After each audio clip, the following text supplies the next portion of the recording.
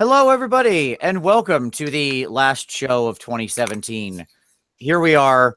We're just going to do a little live Paintisode / hangout to talk about some resolutions for 2018, talk about some predictions, all that sort of stuff. We're just going to have fun and paint 2018 here. That's the basic idea.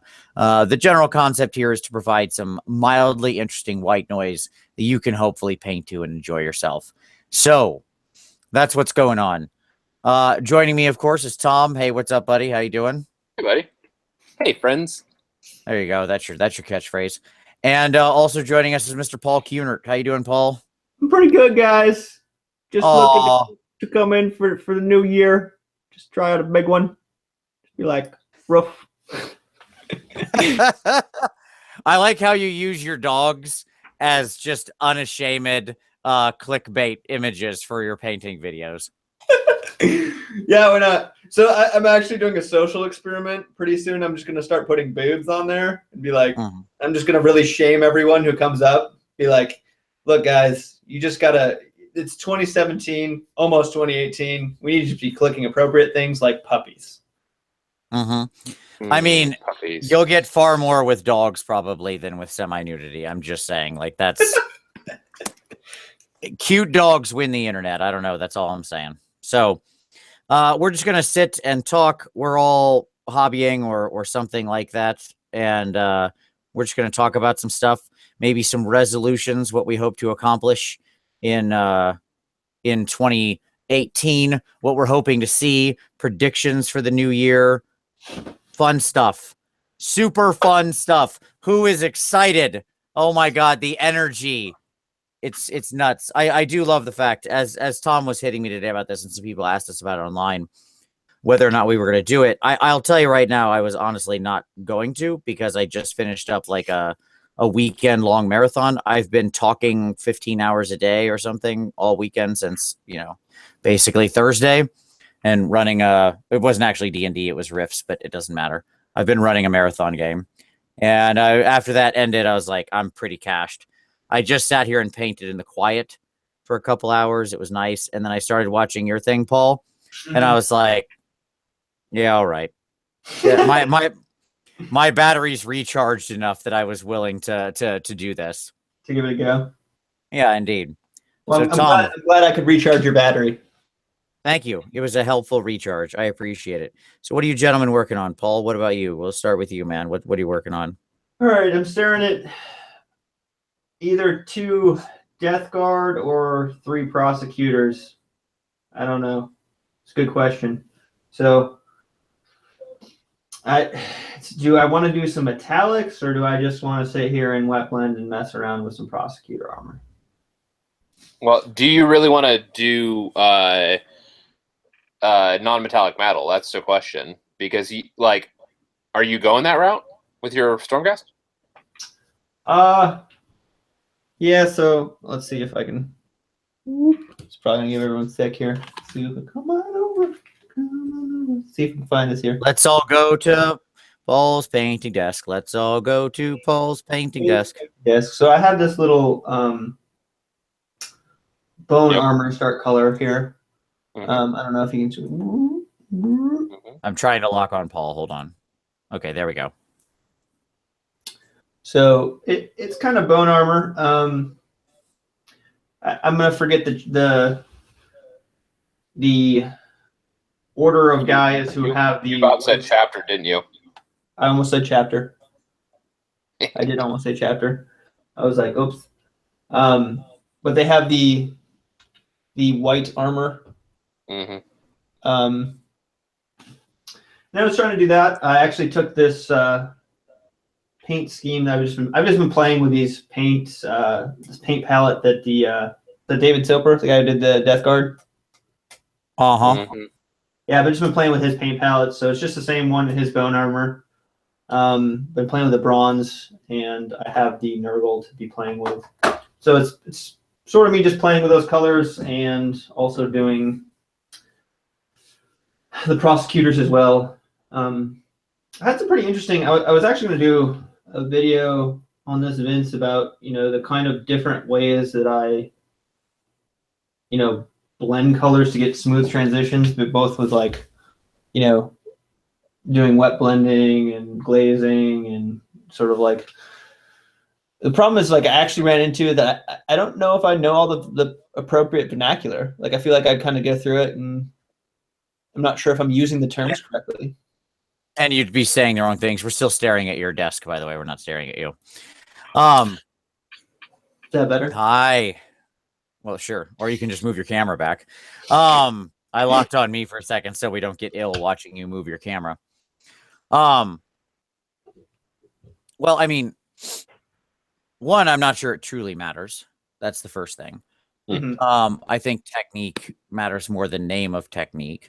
But I mean, in general, I think that there's a lot of muddiness even around the use of these techniques.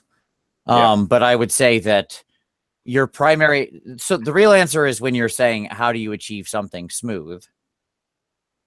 The real answer is like, time. Okay, well, I want to achieve a smooth blend. The real answer is yes to all of those blending methods and time. Right. Exactly. Like if we're dealing with acrylic paints, or stop using acrylic paint or something like that. Right.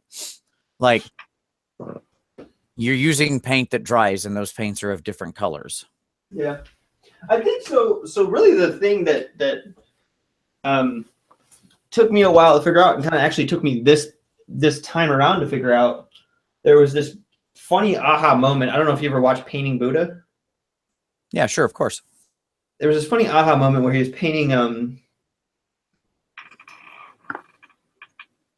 stripes on tubes, you know, like the whole yellow black stripe on a lot of like sci-fi models. Yeah, the hazard striping. Hazard stripes, exactly. And he's like, all right, you add a line of white down this tubing to give a little reflection to make it kind of all actually seem realistic. And it did have that super effect. But what he did was, he's like, all right, now I'm just gonna take my damp brush and kind of put a little wet stripe down there before I actually lay down the white paint. Right. And I don't know why it took me like to that exact moment to be like, dude, the model itself functions just as well as a palette as your palette does, right? Like, right. So like just putting paint on the model and saying, okay, good.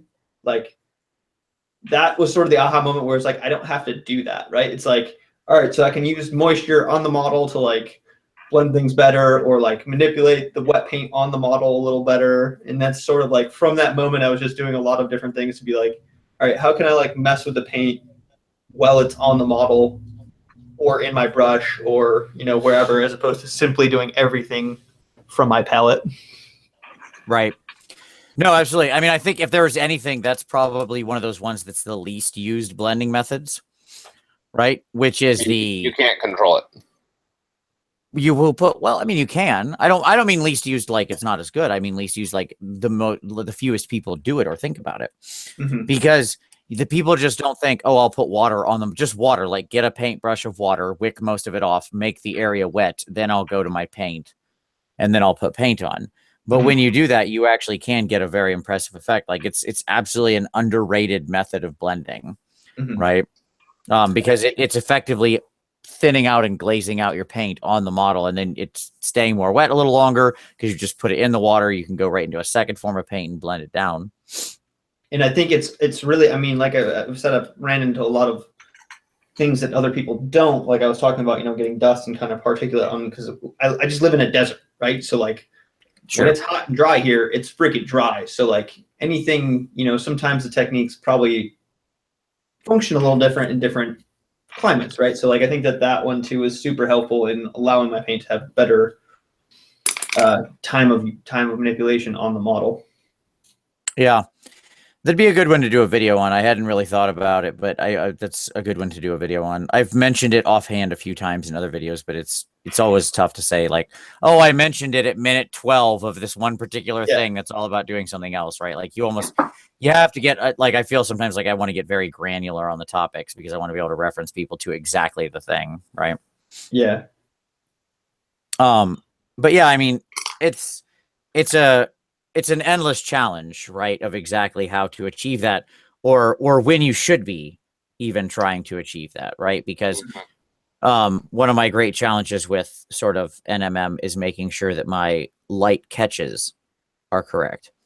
And like, you don't necessarily want a light catch to be a perfectly smooth blend, right? Like, you want a light catch to be a light catch. It should be somewhat standoutish, but of course, it just goes against everything that's in my soul not to try to blend that perfectly or whatever, right? So, but yeah, I get you. I get you, yo. Yeah. I love that painting, Buddha. I love all that series. I mean, Ben Komitz is an amazing painter. He's one of the ones who's on there most frequently. Obviously, it wasn't just him. There was lots of great painters on there. But that Ben probably has one of the better examples of loaded brush, though I will say he makes it look so ridiculously easy that you're like, oh, that's no problem. I can go do that. And then you go do it and you're like, what sorcery was he utilizing? Yeah, it definitely did have that aspect where like I sometimes worried about like referencing his videos to people because it's just like he just was so good at what he did that like it made it seem like I don't even worry about it. I just feel like for a lot of people it's like just because they don't have the patience some of the times, like some percentage of people, you're just like and there's nothing wrong with it. They just kind of want to formula paint and see how it's done, and it's like a lot of his videos to like get a lot of benefit out of it. You really just need to be able to be like, all right, I kind of get the concept of what he's doing technically, and I'm going to go try and fuck around and get it to work. Right. Absolutely. I mean, look, so here's what I'm working on right now. This is what I'm working on. I'm working on my last Necromunda chick. As I mentioned, I was DMing a marathon all weekend. It was great. It was a lot of fun. Rifts is a silly, stupid game that has an amazing world. And so I'm working on my last girl, which is this flamethrower girl. Okay. This one right here. She's got this big, heavy flamethrower. I've got her skin done. I'm really happy with it. She's got sort of a darker complexion. She's got this like purple and green hair. There we go. And so you see she's got that tank right there. Yep. Mm-hmm. It's in her hand. Okay, so do you see the reflection on the tank, the metallic reflection on the tank? Right? Yeah. Mm-hmm. Down here. This part. So I've been working on this and the other side of it and the little barrel of the gun that you can see the white on. And I've been working on that for like, I don't know, the entire duration of your show you just did. Plus. Yeah. Right? Like, that's the area of the model I have been working on. It's not done yet. And I mean, so that is the thing is I enjoy doing non-metallic metal sometimes. I just think that working on a specific, you just got to kind of lose yourself in sort of zone out when you're working in those small areas, I find. Because like if you're actually paying attention to how much time it takes, you're kind of like, oh, right? Like I'm sure that absolutely. I have the exact comparison for you. You ready? What you got? Here it is. Did you ever play like massively multiplayer online games? Warhammer Online, bro. Like MM. All right, right on. All right, perfect. Well, that was going to be my example. So if you've played an MMO, then you're familiar with the concept of power leveling. You know what that means, right? Mm. That's when somebody who's hoss takes your little wiener character out to somewhere where they shouldn't be, usually, and does some kind of farming, right, on higher level stuff. This was the traditional way it was done. Yeah? Mm-hmm. So Warhammer Online was famous for its farming. For a long time, we would farm in this elf camp, this tier 4 elf camp where these dark elves would spawn. And I had a Knight of the Blazing Sun who was all like reflecty auras. And I would just run around in a circle and aggro the whole camp and they would just die attacking me. Right? And I would just have other people in the party and I would sit there and do it for hours. Just hours. Like 4, 5, 6, 7 hours, I would run in circles, and like everybody else in the guild would just come and join my group, and they would just sort of stand in the middle or near me or run with me as I would just constantly circle and be fighting. And eventually you enter this sort of zen, right? Where you're not even thinking about what's going on anymore.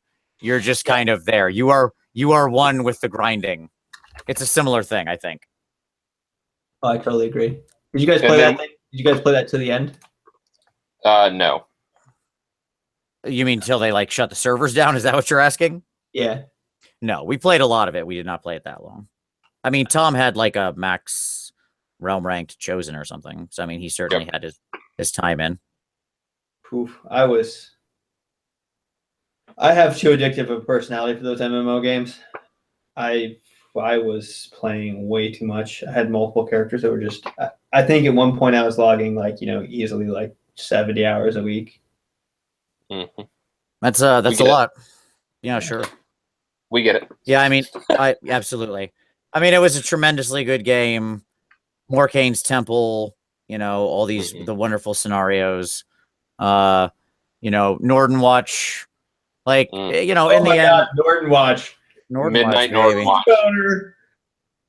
Since we're just talking here, and this is a Paintisode, I've probably shared this story before, but I'm going to share it again. So if you're somebody who's listened to previous Paintisodes and you heard this, I apologize.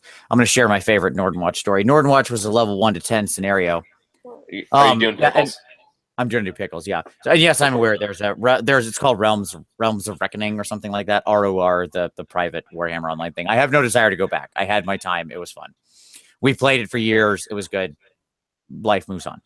But anyway, so one of the things we've classically done in our little group, in our guild, and our people is we've made theme groups where we'll all start new. I like this in PvP. And I like it when we can make a new thing and jump right into PvP. So War did this, and SWOTOR also did this. And so we all said, we're all in like, Mumble or whatever. And we're talking and we're like, well, we want to make a new group. It's late at night. We're like, let's make a new group. Let's make a funny group. And somebody's like, okay, what are we going to make? And I don't remember who had the idea, but somebody was like, let's make all orcs and goblins. Or sorry, no. Back that up. All goblins. Yes, it was goblins. Thank you. All goblins. So in other words, everybody has to be either a squig herder or a shaman. And we're all going to be, and everybody gets named after a pickle. So you can be like Vlasic, right? Or Dill or whatever. And everybody was named pickles. Like Gherkin. everybody was named like Gherkin. Yeah, everybody had a pickle name. And we loaded into the scenario with like all of us joined in. I think we had 6 or 7 of us, and there were like 2 squig herders and like 4 or 5 shamans. No, there were more than that. There were at least 4 squig herders. Was there? Oh yeah. I don't think there was initially. I remember, I remember sending all the squigs forward. Yeah, I don't think it had. I think we only had 2 like the first couple scenarios we loaded up. But sure, Yeah, let's say there was. Yeah. Let's say we had a full grip. Okay, there was 8 of us, 4 and 4. I don't care. The point is that we were level 1 and everybody set a little keyboard macro because you could shout things on keyboard macros. And we charged into Norden Watch, which was the 3-point scenario, charged up to the middle, and all of our keyboard macros were set to say, taste the briny justice. And we then proceeded to kill everybody in that scenario and just dominate it, because even though we were level 1, because individual people, when you got like 4, when you had 4 DDs, 4 dots, and 4 arrows and 4 squigs, all hit somebody at once, they just explode. Yeah, you just call. Yeah, it was just a sit. It's just run and train. You're just run and train. It was just level 1, but I mean, it was just run and train, and it was the funniest thing to watch all these little level 1 pickle goblins plow people over who weren't expecting it, because they weren't an enemy team. It was just 8 other randos. So yes, pickles. There you go. That was a long story about nothing that I enjoyed. We did pickles. We did Care Bears. We did pickles, Care Bears. What are the other ones that we did over the years? The clones in SWOTOR. Oh, the clones all in SWOTOR. Oh my god, that was so fun. Yeah, it was a lot of great times. So yes, you're saying, Paul, you feel that MMOs are dangerous for you. Is that what you're saying? I agree with the World Health Organization. The addiction is real. Did they come out with a letter on that? Is that what it is? Yeah, it's actually a medical condition now. Awesome. Rock and roll.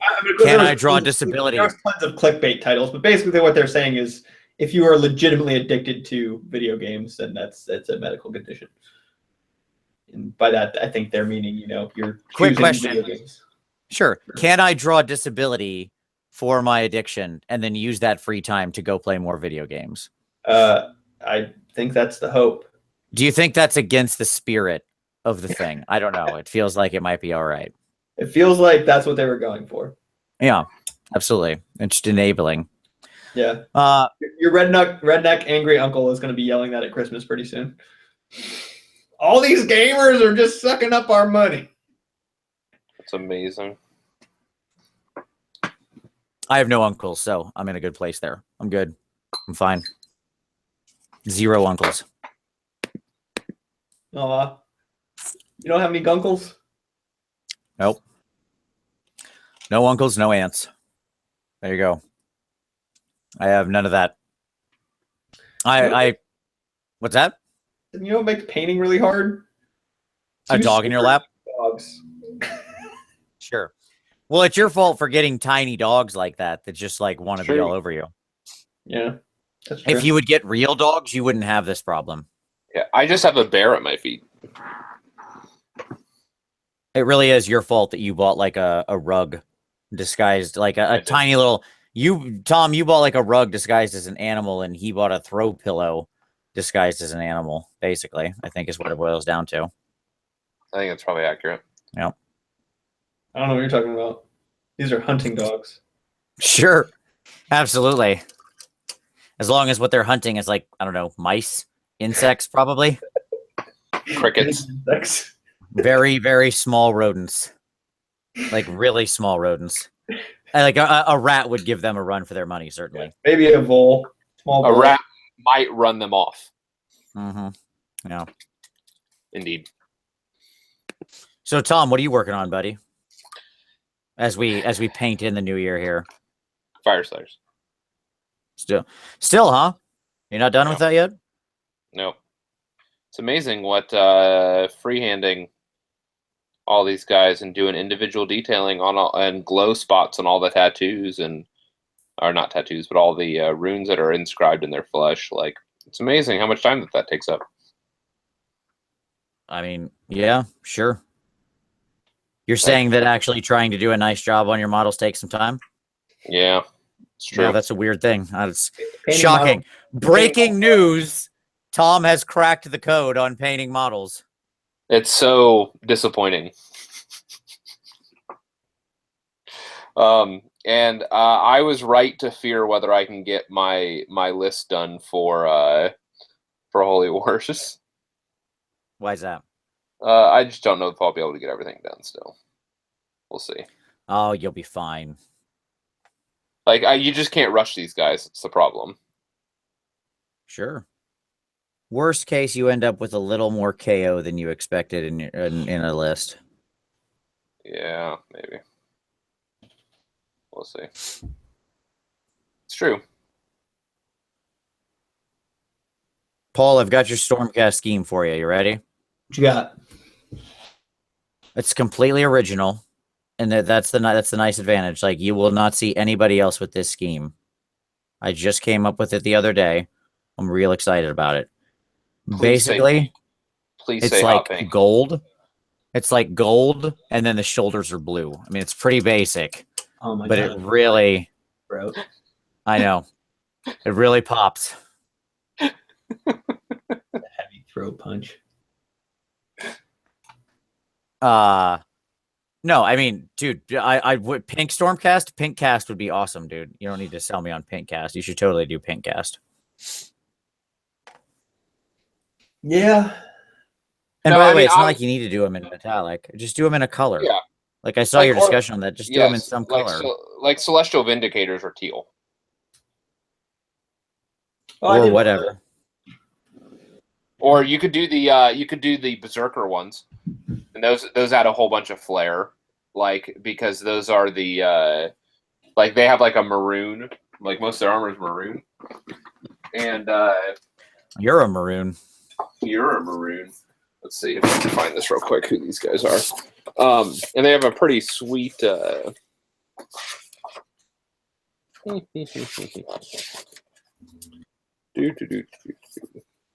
this the old book? This is definitely the old book. Nobody wants that. Okay. Here's a new one. I forgot I had a limited edition one.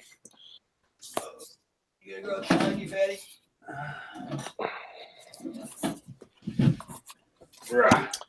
Astral Templars is the answer, Paul. That's what he walked away. Yeah, that's how much he was invested in what you were saying. Yes.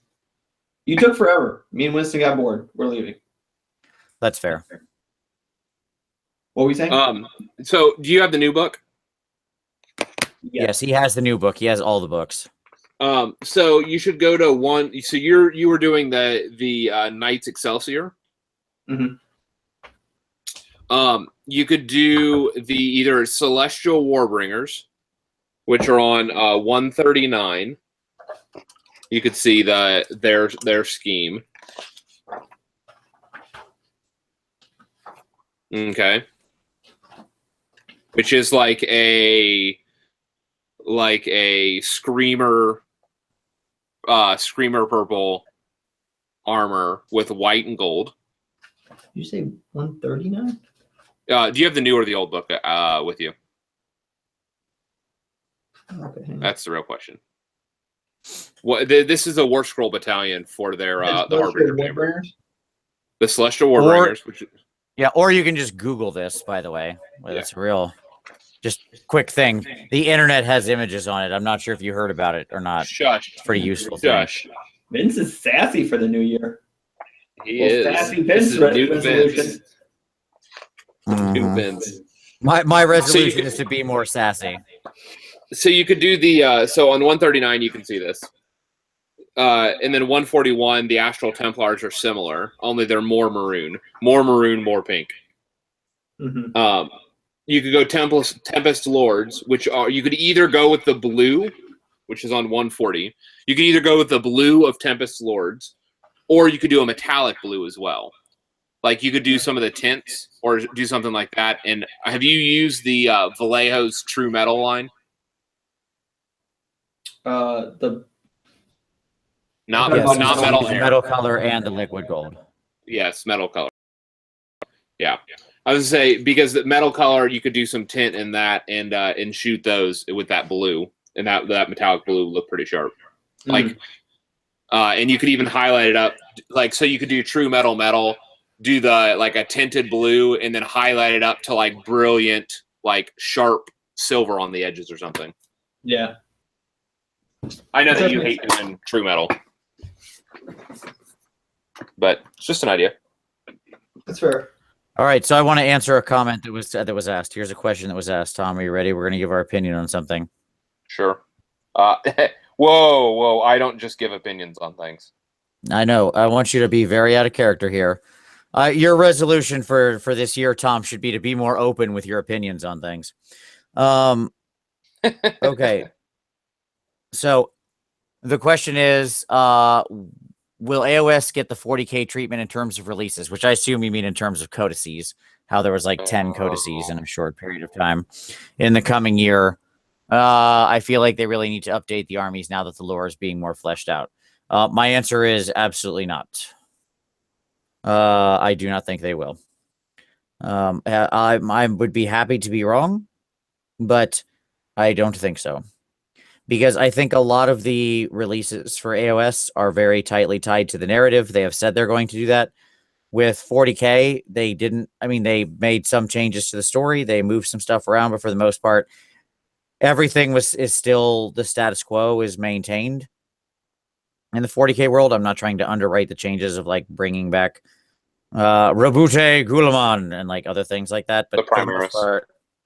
Yeah, and like the addition of the Primaris, but like a lot of the status quo is the status quo. And here's what I mean. It's not like the Imperium of Man didn't cease existing, or like orcs didn't suddenly stop being a thing. Like, you know what I mean? Like more or less, like everybody's still around. Everybody's still a thing. They might be in some different places. They might be doing a little bit different things, but you know, and that's not me trying to undercut the story. I'm just saying the narrative moves in 40K weren't so massive, and the new, like, Age of Sigmar is completely new. But I don't think I'm saying anything surprising to hear to people, but the old world is gone, and so you got to reset every expectation. So every release, it's not just a codex. They can't just throw out a book and call it a day. Like or they can sometimes do that, but they can't often do that. Whereas they can do that with all the popular armies in 40K. So this is what I would say. I think that the general. So this is a two-tiered answer. I think the General's Handbook militates against that possibility. And the reason why I'd say that is because they would not have released another 10 factions if they were planning on releasing another 10 books or 20 books or whatever. Well, I don't know about that. I mean, I wouldn't put that past them, but probably you're right. Probably not. Now, what I would also say, though, is this. It depends on if they get their infrastructure back up to speed. And what I mean by that, their production back up to speed. Because if they continue to have problems with their production and being able to keep models in stock, they're going to go to a different revenue stream that they know that they can do. One of those revenue streams is basically non-model products. Some of that will be simply, some of that will be new products like Firestorm and stuff like that. And I love products like that. But one easy kind of low-hanging fruit for them would just be to do like a Wanderer's battle tome. I don't think they'll go that route, but they could, is what I was saying. So I wouldn't write it completely off, like Vince might be suggesting. I didn't say I'd write it completely off. I said I would love it if it was the case, but I would, if you asked me to put money on an outcome, I wouldn't put money on that. Sure. No, okay. I agree with that. Yep. Like at best, because so many more things have changed than stayed the same. That's the reality of it, right? And so when they introduce these things, they've got to be reintroduced in a big way. Roddick asked if we use panel liner.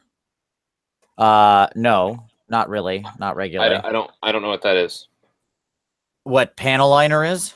Yes. I assume what you mean is like the liner paints.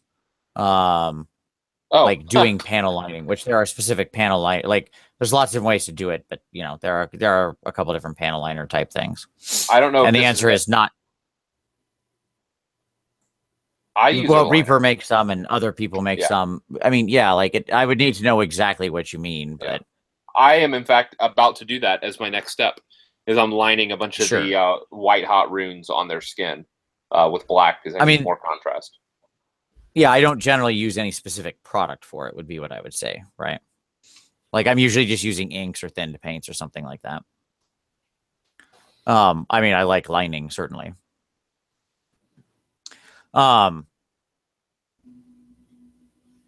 So, Tom. Yes. Since Paul had to go, his dog summoned him there. Yep. So, Tom. Yes, Vince. What are your resolutions for 2018, man? Let's get into it.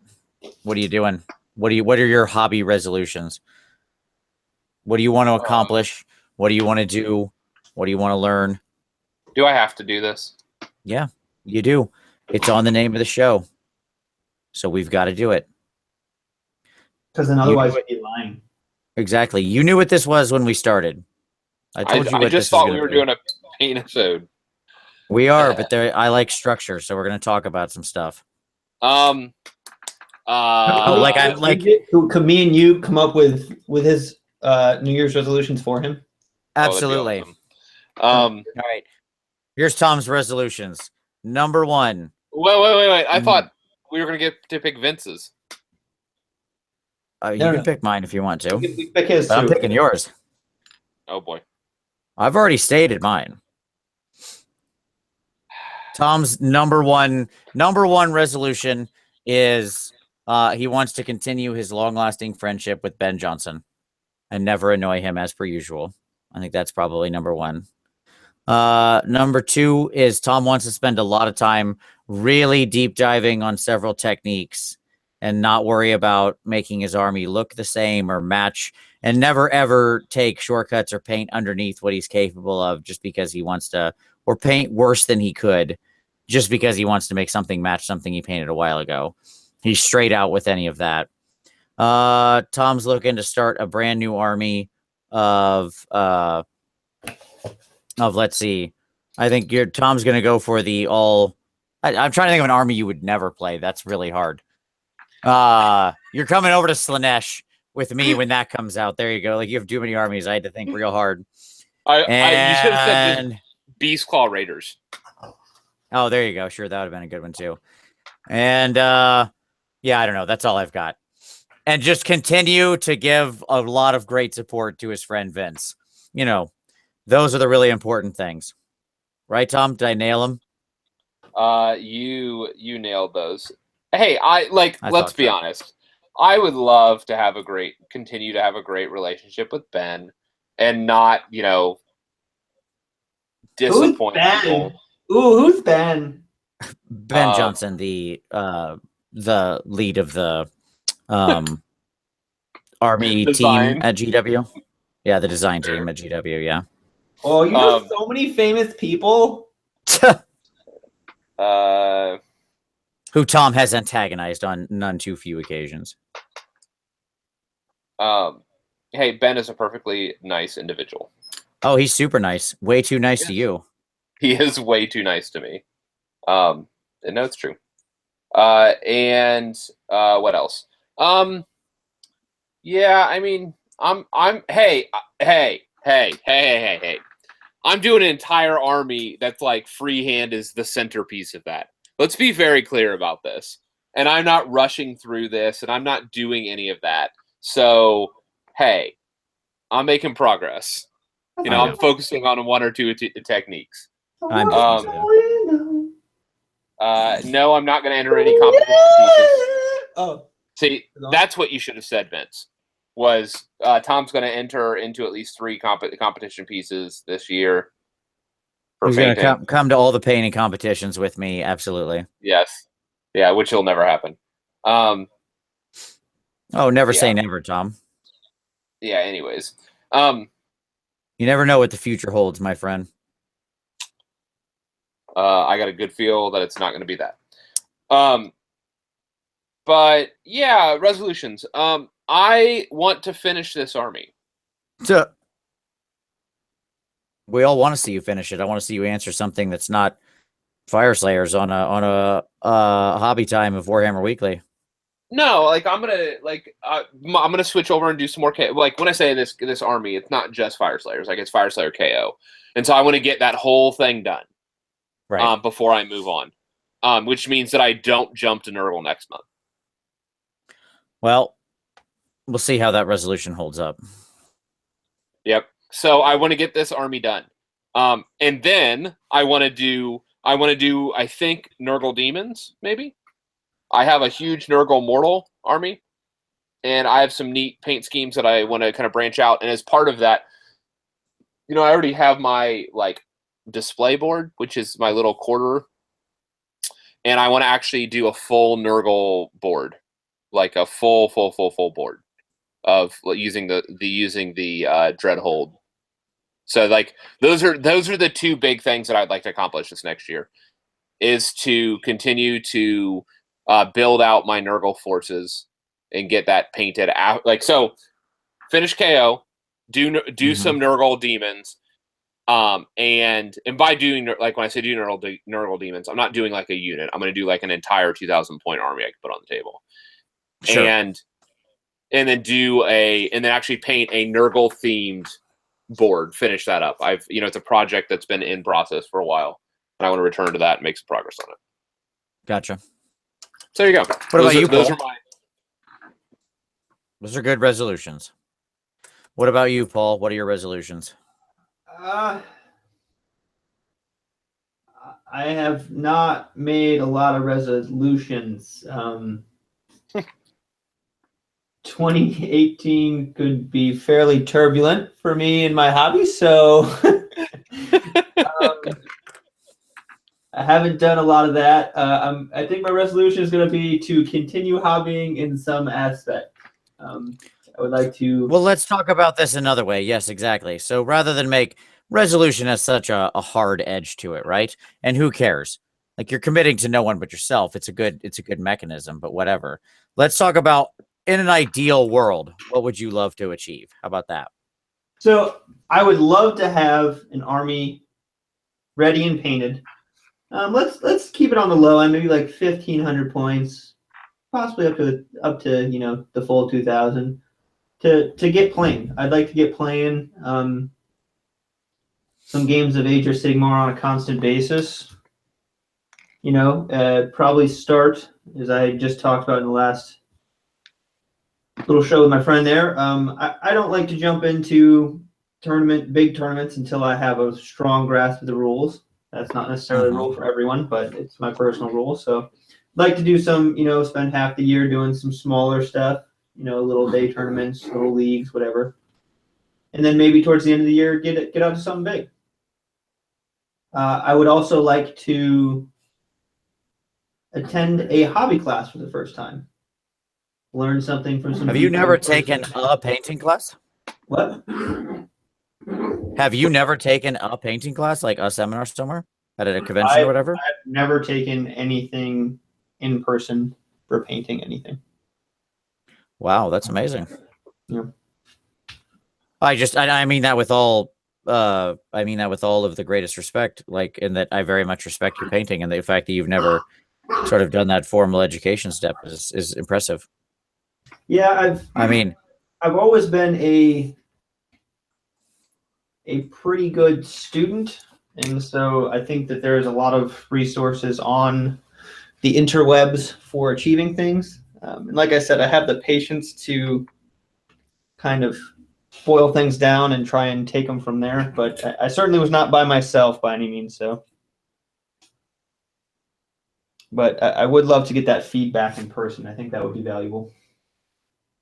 It's pretty super valuable, I will say. Like, I have taken a lot of classes with a lot of different painters, and I will say I love it. I would highly recommend it to anybody at AdeptCon, at Nova, at these places, LVO. Like, I know there's a lot of good people teaching at LVO this year. It really is such a good use of your time. I think what people, I really realized it when I started trying to make painting videos, right? Because it's like, I realized how hard it is to get the information, specifically like the physical information of like brush strokes and stuff like that, onto video. And I just don't think you can see that stuff and, get constant feedback in person, compared to in person. Right. Well, and a lot of the real sort of stuff, that's one of the reasons one of the reasons recently that I moved to making sure my palette was always in camera on my videos was because I realized how much of what I was doing was sort of things I wasn't even thinking about, but were sort of very critical because they were just elements of like how I was working with the paint or how thin I made it for this stroke versus this stroke and so on and so forth. Right. Like, there's a lot of intangibles to painting. Like deloading your brush on your finger. Like, I would just never even remember to say anything about that. Like, it'd be like, oh, then you kind of just blend it on there, and you're like, oh yeah, I forgot to tell you that like most of the paint was actually off the brush when I started doing that, or I kept a bunch of it on there, or whatnot, like that. Sure, absolutely. Well, it's because it just becomes sort of second nature. Like, I'm constantly changing the wetness of my paint by doing that. Yeah. White paint. That's white paint, and that's on my tongue because, I'm sitting here painting and I'll be re-wetting the brush by licking the tip, and then, like, I'm not using it to clean the brush. I'm using it to keep the paint flowing and smooth, and then I'll let it kind of dry to do something else, and then I'll retouch it and re-wet it to get it down again, and so on and so forth, as I sit there and play with it. So I would definitely love to do that. I think in a realistic world, I would hope to keep attached to the content in the community. I think it's going to be interesting. I'm really excited about the year. I would like to. All right, so this is like a wish/resolution. That sure. I'm wishing. Like, I like this Nurgle release. I'm really tempted to kind of mix it with the Death Guard, but that's so that's also a negative though, is that I've already kind of been painting some Death Guard for a while, so painting some more Nurgle stuff sounds a little tiresome. Well, that being said, demons versus the armor guys are very different, but sure. And yeah, I think that doing demony flesh can be very quick to achieve a pretty okay look. But in the same breath, I'm hoping that GW comes out, one of these big releases is going to just take my breath away. Take my breath away. I think we'll probably have I was in the same place. I think we'll have a release like that. And really just get me to have an army that I'm just really excited about doing. I mean, not that I like Stormcast. I don't think there's anything wrong with them. It's just not the normal style of army I would just pick up and do, right? Like I said, I kind of fell into a good eBay deal. Normally, I am not a huge metal or, I'm sort of realistic in the way that I like to paint and how my expectations are, and actually being able to finish this army with the amount of time I put in. So, yeah, I mean, using Stormcast Eternal is probably a terrible idea. I think you should do it the other way around. I think you should look at the Stormcast as an opportunity to practice with true metallic metal and just get something knocked out so you can play the game and find the army this year that does really trip your trigger. Because you're not gonna like. Here's the reality: this army does not trip your trigger. Doesn't put gas in your engine, right? Yeah. Great. Why would you want to dump that much hobby time into it? Yeah. Exactly. I mean, you're not going to, is the short answer, right? You'll make excuses like you have already. Like we were talking about the excuses you've been making beforehand. Use it instead the same way I used my Stormcast, which was I used the Stormcast to practice a few individual techniques that I had really been wanting to work on and just more or less kind of speed blew through them, but just working on one small element on every Stormcast unit. That way I felt like, okay, on this one, I'm going to practice this thing, or I'm going to try this new paint, or I'm going to do this thing, right? Just so it's all experience for later. And then at the end of it, I had a painted army that was fun and whatever. Like, cool, it's on the shelf. There you go. That's done. Great. But like, then how are they going to look uniform across the whole army, though? Who cares? Who cares? Are they your main army? Are you taking them like forever and ever and ever? Does that matter? I'm just poking at Tom. Oh, got it. Okay, got it. Sorry. I mean, my Stormcast are all like Bretonian dudes, so they all look crazy different. That was my little fun justification for that. Yep. And there we go. Problem solved. Like, that's not in my worldview. Gotcha. I don't Now, believe that said, nonsense. Now, that said, I mean, I would definitely consider doing like a fast paint Stormcast. In fact, like if that's on my short list, is I'd love to get 1,000 points or 2,000 points of just speed painted Stormcast on the table for my son. Sure. You know, so that we can just have some fun games and he can have painted models to play with. I think in the back of my mind, that's sort of what I was thinking when I made the purchase was like, man, those guys seem like they would just be easy to like blow through and just put some paint on. Agreed. And that's how I would treat them if I were you. Like if it were me, I would treat it like a speed project. Which is still very valuable. If you're all that matters to getting better is deliberate practice. I oftentimes see people repeat the mantra of like practice, practice, practice, or whatever. That's what you need to do to get better. That is incorrect. Practice is not enough. You can practice all you want. You can paint 10,000 models and get no better if you just keep doing the same thing every time. Deliberate practice, forcing yourself to try new things, to learn new things, to fail at new things, to evaluate those new things, and then do those new things again and get it right. That's how you get better. Deliberate practice. Practice makes permanent. It does. It's not an issue of it's not an issue of doing it. It's an issue of you can do something to the point where you it becomes how you do something. Does that make sense? Have I lost everybody? Sure. I understand what you mean. Yes. I follow. So don't do something bad, because you'll do bad things. Stop. Yeah, great. Stop painting bad. Great insights, Tom. Great insights. This is the kind of stuff that people come to only our channel to see. Just quality. Yep. That's what I like, Tom. You're welcome, folks. Paint bad. It's not going to be good. Yeah. That's awesome. All right. So we had a couple questions in the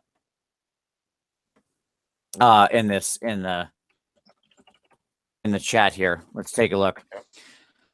All right. Lightning round questions. Roddick earlier he said he had Tamiya panel liner in mind. He heard that it has a non-existing surface tension, so it makes panel lining no work, but it's enamel. No, have not used it. Don't use much in the way of enamel paints outside of some of the weathering products. Let's see. I mean, I just tend to do all my lining with inks because I'm not doing model airplanes where they have like tons and tons of little panel lines. I'll hop in here. Yeah. I've gotten into the AK Interactive line. Mm-hmm. And I really like them. They have a couple liners. I've found a lot of them just, I don't know if it's just the surface tension of the enamel type. I found that they do kind of wick into recesses and work really nice for lining. You just got to be careful. Like you said, it's a different kind of paint and it kind of behaves a little differently, but I really like it, AK Interactive, so it seems to work well. There you go. Okay. Let's see. Paul said, what bad hobby habit do you resolve to quit? Bad hobby habit. But getting distracted, playing video games. That's a good one. Having just gotten a Switch with Zelda on it, yeah, that's probably a good one. I'm trying to think of what I want to quit. Probably quit not changing the water on my wet palette as often as I could, because it can get kind of gross, but I'm just like, I just muddle through. And that's probably a bad combination with licking your brush. Black mold spores are fine. It'll be sure. Super healthy. Let's see. What model has been sitting there for forever that you will finally finish? Paul. One model that's been sitting, you're going to finish. Go. God damn it. This orc, you can see, doesn't have a head, doesn't have anything. It's actually where I did one of my first gold videos. I came back. It's just sitting here for like 6 months. That's amazing. I really love this model, and I wanted to do stuff with it, but it was the casualty of one of those things where you start doing stuff when you first get back, and you're like, God, I hate everything. All right, moving on. So I need to definitely start completing projects. That would be a good idea to do. Tom? I just went and got him. So I have a Then he hasn't been sitting there for a while. Oh, you went and got him from your shelf. I understand. Okay. Yeah. I'm sorry. I misunderstood you. So you can't really see him. Anyways, so you have a converted chaos. Yes. I have a converted Chaos Lord that I have, like, I love this guy. Like, see if you can. No, we're done. Nope. Okay. Anyway, so I have a converted Chaos Lord that I've put some time into, and I love him. I stole one of Tyler Mangle's conversions. Used like the back thing. I use an alternative head. Use the back thing off of the priest that's on the War Shrine, and it looks like the sovereign armor for Chosen from Warhammer Online. Yep. And I just love it to death. And I grabbed one of the Varangard shields that had the same cracking pattern. It's way too overexposed light. That had the same cracking pattern as the glaive. And so, like, it's just a great match. The dude, when you put it together, the shield looks great on his hand. I'm so down for this model. And all the base coats are done. I literally just have to go in and highlight him up. Like, highlight and, like, glaze the horns and stuff like that. So, like, I'm actually, like, an hour from getting this guy done. But I've never actually fielded him for an event. And so I'm like, nah, I don't need to bring him up to higher standards. So in my Nurgle push, I'm going to try to actually finish that guy. All right. I dig that. For me, it is the next model that I am working on. I mean, I know that sounds strange to say that, but I will definitely finish it. It's the next thing I'm going to do, which is a very large conversion that I have been wanting to do for a long time. And it's going to be one of my big competition pieces for this year that will also be a major conversion project. And it has to do with a Night Titan, and that's all I'm going to say. There you go. Yeah. That's going to be such a great... I hope so. We'll see. I need to finish up these freaking Necromunda chicks so I can actually go do it. These girls, though. My God, these girls. So it actually just reminded me another resolution that I would like hobby-wise. I want to try and make a diorama for once. Ooh. It's a good challenge. It really is. Like, I think it'd be a lot of fun to just do some models just for painting, no other purpose. Just pick a couple that you really like and kind of create an atmosphere. If GW would ever bring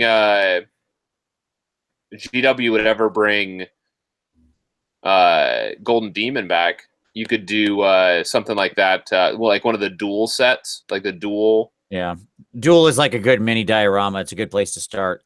I will say though, a lot of dioramas you don't actually need multiple figures for dioramas. Like lots of people don't. Depends on the competition, but lots of competitions don't actually define diorama as the necessity of multiple figures. Yeah, it's just a large base that tells a story. I want to do for my duel. If I ever did that, I would want to do a Nurgling versus one of the Tzeentch familiars, like the mini Lord of Change.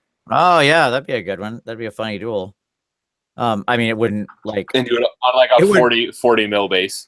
Sure. Or do it on a huge base and have like the little Lord of Change like channeling like this huge like glowing ball of energy. Do like OSL on like the walls and everything around. Make it like this supercharged energy spell or something. Have this huge wave of like Nurgle goop coming. Like it'd be a really cute little duel. Sure. You'd be hard pressed to win anything with that, but that's not the point. That's not all. That's not. Well, I'm not aiming to win. Like I have a very healthy understanding of my skills. If I submitted to a Golden Demon, no. That being said, look, it doesn't. That's not. One, you can't define this kind of things, especially at an event like that, by whether or not you win something, right? Just saying, like the nature of the competition is such. And I'd be aiming for a finalist pin, which I think I could get with something like that. Well, and also lots of people would really love it, like, and that's pretty cool, right? Like that's kind of one of the cool things about painting competitions is you get to share your work with a lot of people, regardless of whether or not you walk with a prize. Just lots of people get to look at your work and take it in, and if you do something fun and memorable, that's a pretty cool thing. So there you go. By the way, go ahead. I was just going to say, it's not like the only worth of it is defined by whether or not you have hardware, right? I mean, that's... Yep, indeed. Here's that image, by the way, folks, for anybody that was interested.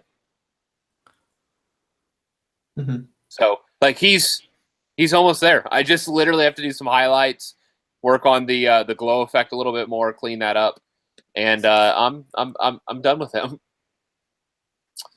But I do not understand you people. How do you take a project to almost complete it and then don't? It doesn't make any sense to me. I don't know. Ask my girlfriend. Nice. Nailed it. All right. So yeah, I mean, like, I do not have a project that is like a step away from completion. I never have. Like, if I can see the finish line, just run there. You can see it. Just finish the race. Because I have other things. You ever tried running, Vince? It's awful. Yeah, that's actually a really great point. Yes, I have. Absolutely. And it is awful. You're right. I don't like doing it. But like, that's just it. If I've put that much into it where I'm like in sight of the finish line, I'm going to get across. Yeah. And I'll get across. Unless I go like little wobbly leg, crazy end of marathon thing. Hey, I'll finish it someday. It's mysterious to me what you're even saying. There you go. Let's see.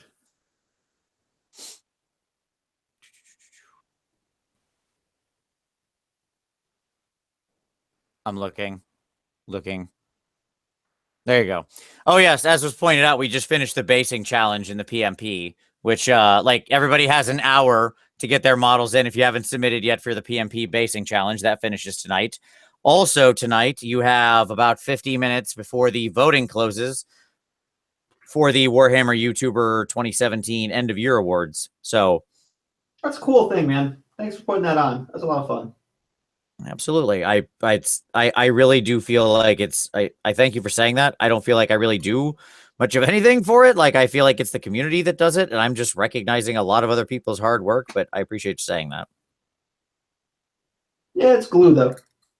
It's glue that makes the community feel like they're part of something bigger, you know? Well, I mean, I think they are, and I think this is the thing that I think that's absolutely true. Like, this is a big community, and I think it's important for creators to get recognized for the good work that they do. And I want to make if I can help them get recognized, I feel that's a worthwhile use of my time because there's so many people out there doing great stuff. So I want to do that if at all possible. Yeah. And I mean, people who say they don't like, I mean, making content, you want at least a little recognition. I mean, it's hard to keep going, right? Like, I will say that for everybody out there, if you see a video you like, popping in the comments and saying, hey, thanks for making the video, liked it. Like, that does mean something. It's nice. Like, getting that little bit of feedback. It means a lot. Yeah, absolutely. Because it's not like anybody's making money off this stuff, right? Like, I can tell you for a fact that even the bigger channels, they may be keeping the lights on, like somewhere like Mini Wargaming may be keeping the lights on, but they ain't making money. You know what I mean, they've monetized through other ways, right? Like, they're monetized through their own little subscription service and, through Patreon and stuff like that. Like, you don't rely on YouTube money. Basically, that's what I'm saying, Vince, is that even the giant ones have to go out of their way to actually make money out of it, right? Like, right. Yep. So, yep. We're here for the hugs and kisses, just not really. This is not in any kind of. Please don't hug and or kiss me if you see me. If you see me at a convention, please do come up and say hi. I like to talk to people. Please don't come up and randomly hug and or kiss me. That will be very disturbing. 2017 was already filled with enough creepy dudes. We don't need any more. Hey, yeah, please don't creep on me. I had a write-in for most thought-provoking content. You did? Yes, somebody just made a comment said in the comments. Oh, that was very nice of them. That's a nice charity thing that they did there. Yeah, it really is. So it's funny. I attempted to again start some videos this year, and I got one video in on that with my tactics series, and I relinked somebody. People were asking about Pylon today on the one forum, and I relinked that video. And I had to laugh. Like, it has 1,500 views or something like that at this point. Like, it has a nice number of views. It has 60 or 70 thumbs up, no thumbs down. And everybody's like, yeah, it'd be great if you did another one. They're right. Yeah. Wouldn't that be a neat thing if you did that? Yeah. So it's funny. I may, in linking that video today, so here's the problem: is that I don't want to overlap content. Okay.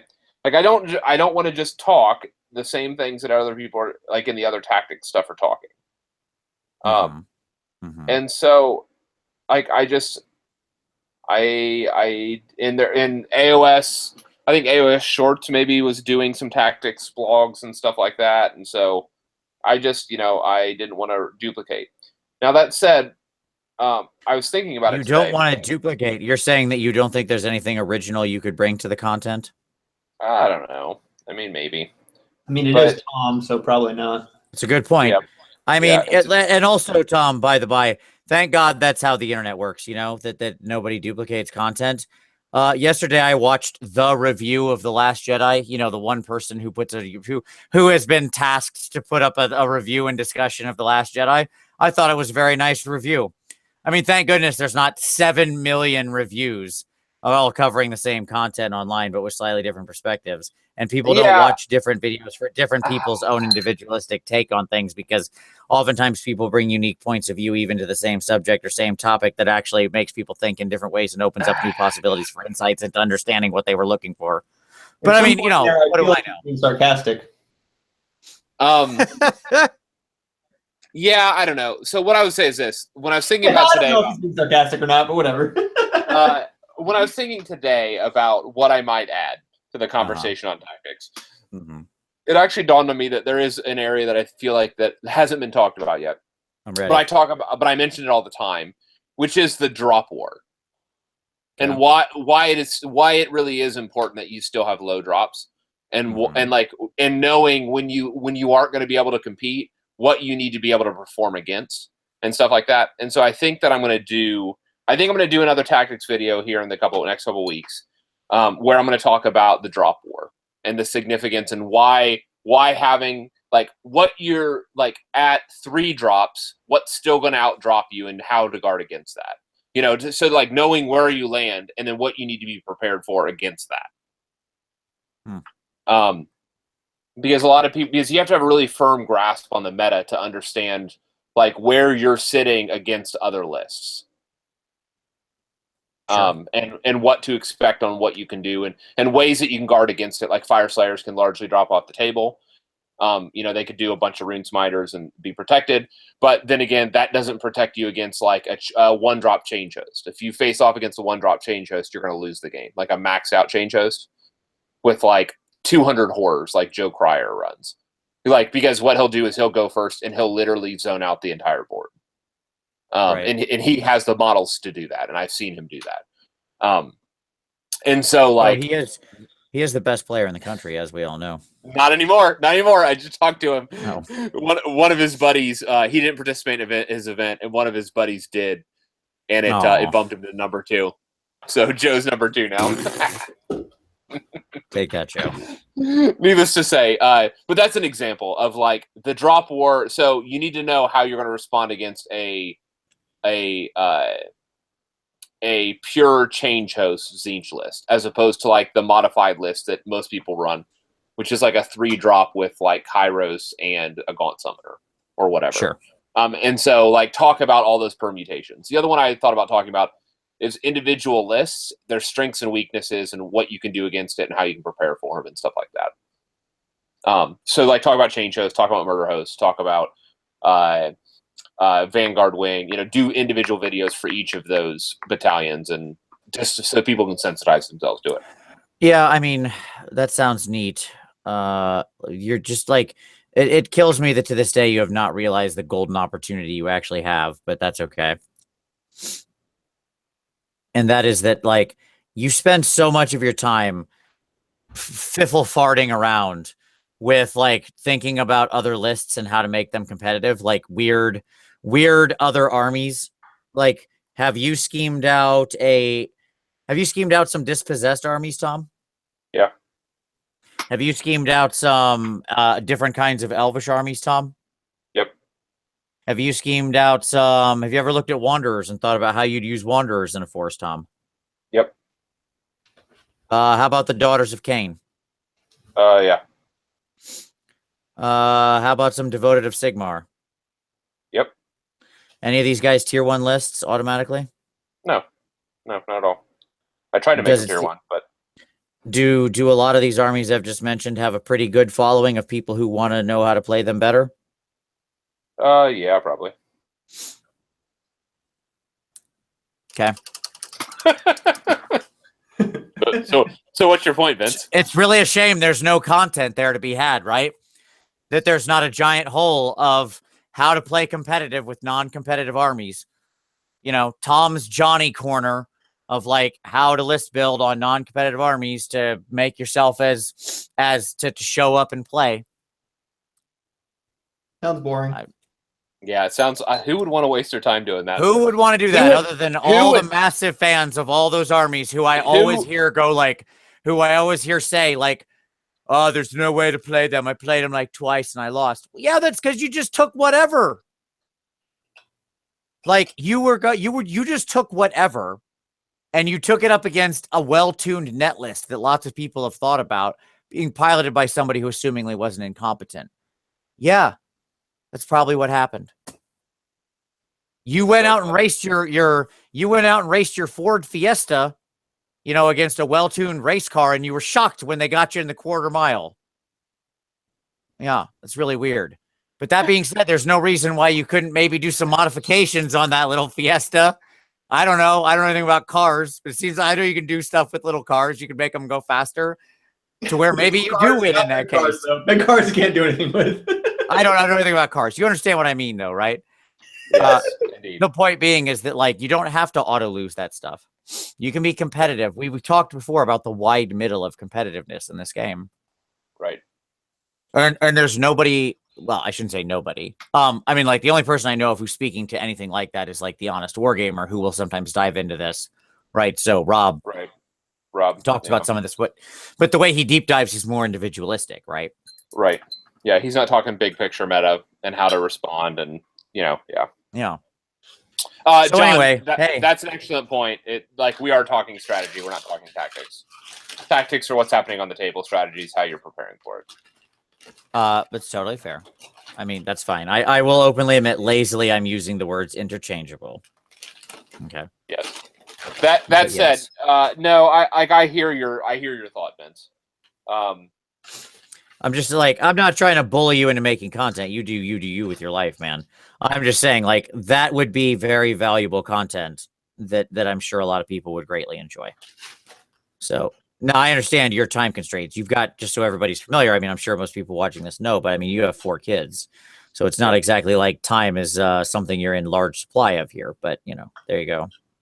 That being said, you're already doing a lot of this work errantly, because you do just sit around and sort of scheme these lists while you're doing other things with your family. I don't mean you're not paying attention. I just mean, like, you know, sometimes your kids are just watching dumb kid shows that aren't interesting to you, but you got to sit there with them. Yep. Oh my God. Either you guys happen to watch Mindhunter on Netflix?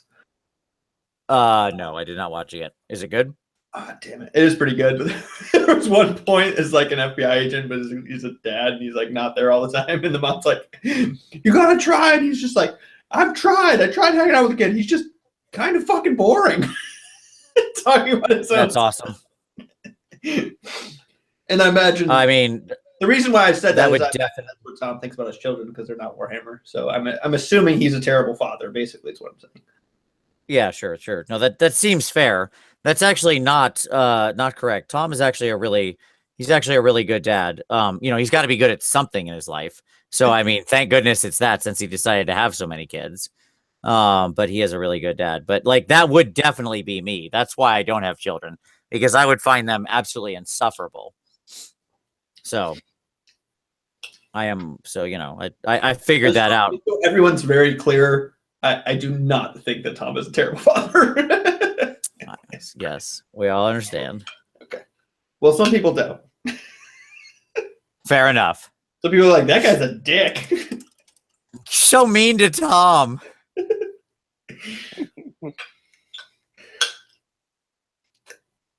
There you go. Indeed. No, and I agree with that. Like, that would be a valuable service to the community. There you go. Yeah. That would take a lot of, I mean, I don't know.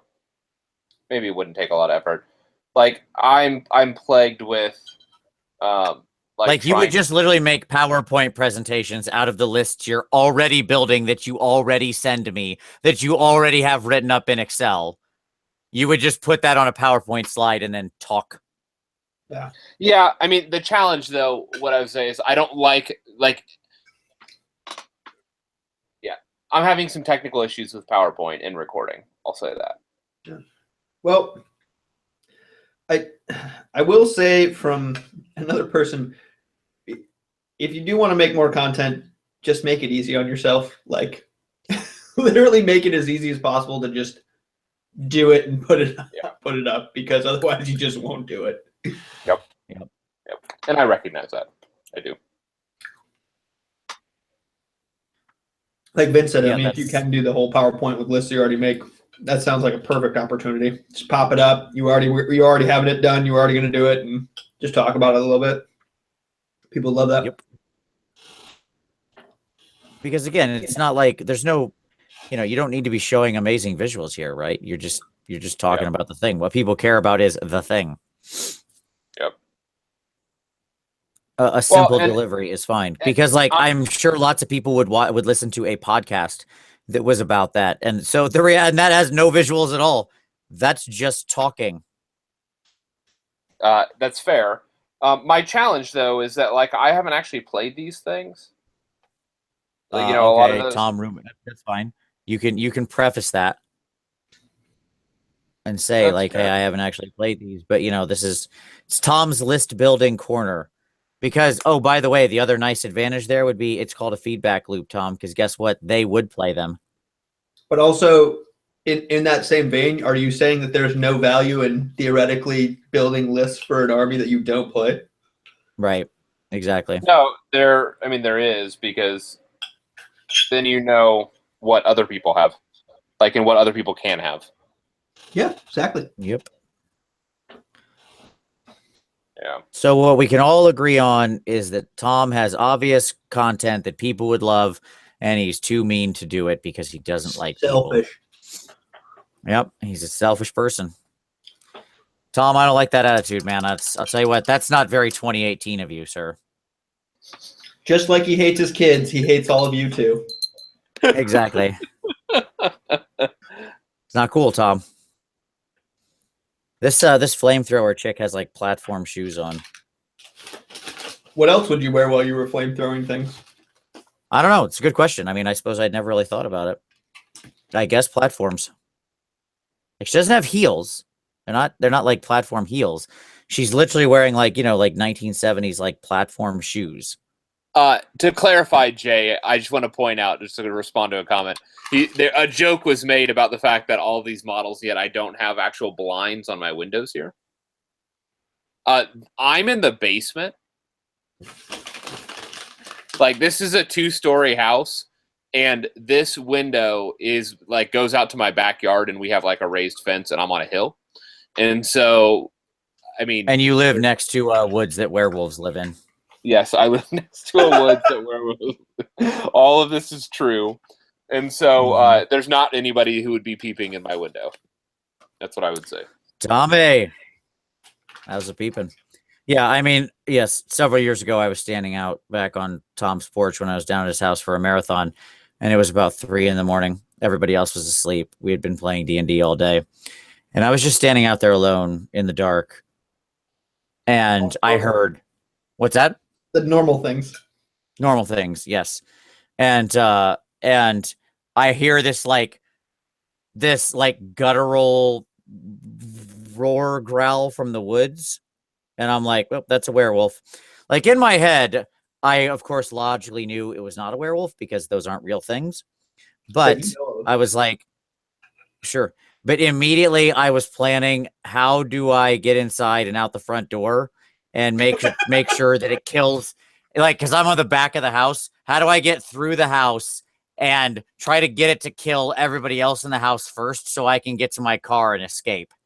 Like, can I somehow distract it and send it downstairs to kill everybody who's asleep in the basement from the game so that way I can escape, like you do.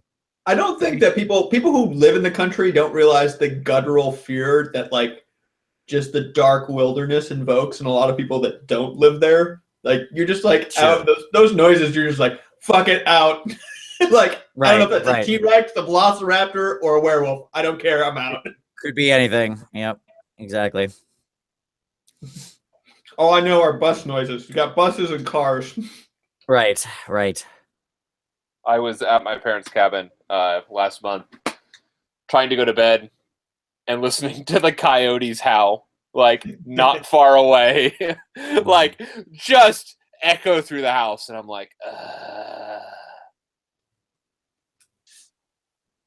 yeah, it wouldn't stop. Pretty nightmarish. Man. All right, let's see.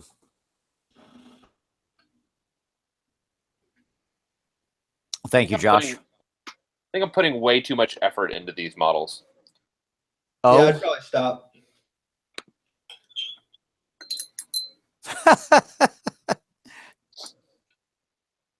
You're putting way too much effort into them. Tell me again about that, Tom.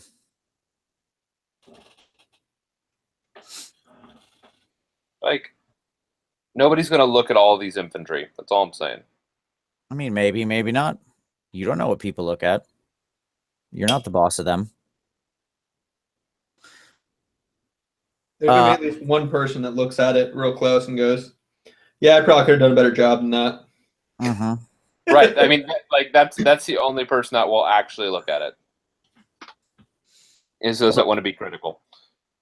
Well, that's exactly the situation Tom got himself into, like a dum-dum at Holy Wars, because Steve Herner said, now, is there any other models you want me to look at? And Tom proudly showed him. Anything else you want to point proudly, out? Yeah, anything else you want to point out? Anything else you want to make sure I see as the paint judge? Because Steve takes paint judging very seriously. And he goes and he'll generally talk to you and let you show him things that you think are well done, so that way he doesn't miss anything, because army judging is difficult when you got a bunch of armies to judge. So nothing but respect. And Tom proudly pulls out this thing that he knows he has a problem on and forgot to paint something on it. No, he's proud of the other thing. And Steve goes, "You didn't paint that thing." He's like, you go through and highlight that harness, and I was like, shit. And then I remembered that I hadn't highlighted it. Like, I had done all this freehand patterning on the back, and I forgot to actually go back in and highlight the harness. And he's like, "You highlight that?" And I was like, son of a bitch. And Steve would have never noticed that. Never noticed done that. The moral of this story is, don't pull a Tom. Highlight your harnesses. Highlight your harnesses, folks. That's what's important. If there's any lesson that we can share with the audience for 2018, it's highlight your harnesses. I think that's the real take home point. I think that's just going to be my painting advice for the 2018. Well, I mean, it makes sense. How do you use the airbrush to this thing? I usually just highlight my harnesses mostly. Sometimes I will also shade the harnesses, but that's trivial. Everybody does that. I mean, duh. Everybody shades the harnesses, but nobody highlights the harnesses. So, that's where I really feel like I stand apart from the crowd. I think there needs to be a 20-part series on that. Absolutely. See episode 10, season 2 of highlighting harnesses. That's just going to be the comment I'm going to give you all day. Do you have any advice about highlighting harnesses with four colors? Exactly.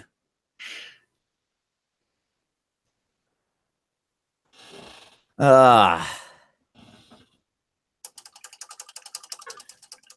I was thinking for NashCon, I was wondering if I could have a full Fire Slayer army done for NashCon for my army number 2. When is David running that this year? In November, or in June, early June sometime. Oh, okay. Oh, that changed quickly, Tom. Well, I don't know why I said November, but it's June. That's what it was last year. Okay. That said, like, the hilarity of this is that. Oh, by the way, Kim, no, that harness is not highlighted yet. Talking about models that are not done, that we need to finish for 2018, that are almost done. But I was thinking about, I was like, well, I'll do a full Fire Slayer and full KO list. It'd be fun. And then I was looking at this and I was like, that's like 60 more models of freehand. Maybe I won't do that army. Fair. All right, we got a question here. I have a hobby question. Why is Paul not painting? That's I don't know if you see this, but this. Oh, wait, is my thing working? Here we go. It's working. This is bulking. What do you have? Like, do you only have like half a cow? This is a tri-tip. So if you know what bulking season is, this is bulking season. So we have to have goals. Goals. Soldier. Right. So I got to eat my meat, then I'll paint because I'm a man. That's what men do. Out. There you go. Also, I have my 4-pound dog. Don't fucking judge me, YouTube. Sure. This is the part where he's bringing in the stone. It's like the It's Always Sunny. First you bring in all the marble, then you shape it. So I understand. That's where he's after here. I thought it was just a plate offering to corn. Sure, that was a very bloody piece of meat there.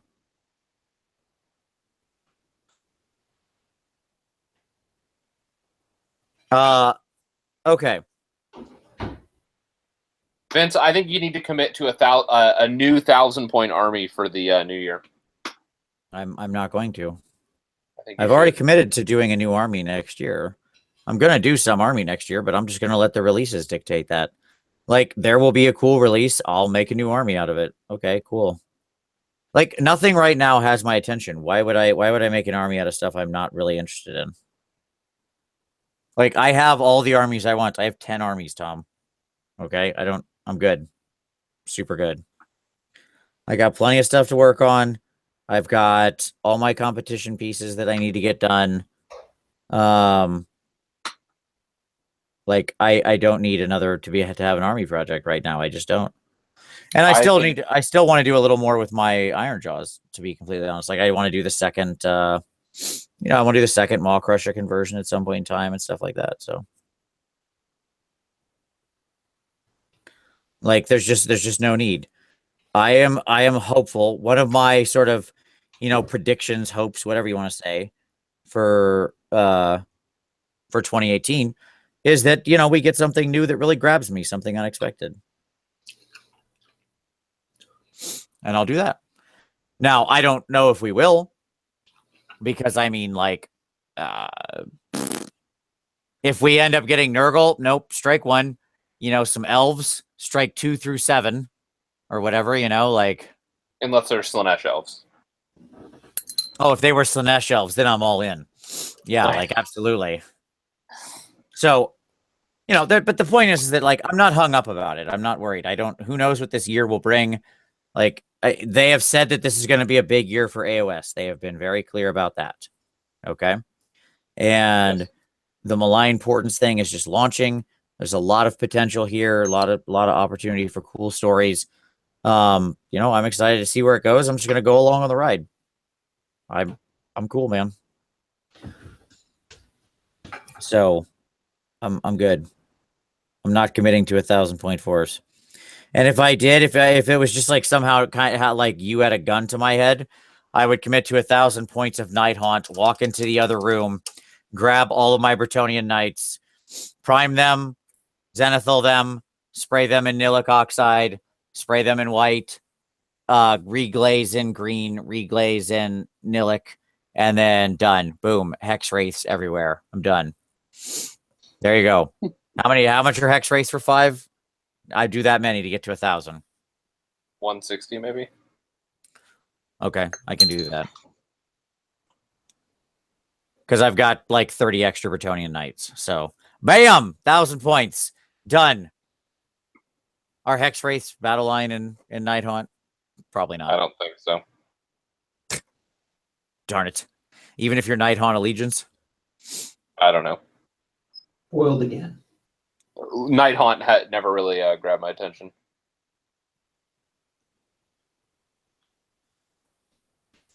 Well, Night Haunt is just like the one you paint when you don't really want to try hard. I thought that was Stormcast.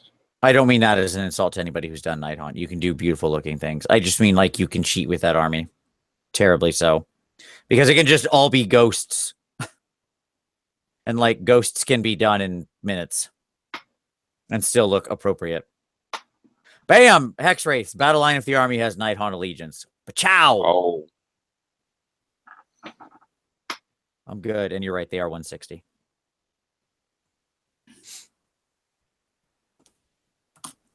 So there you go.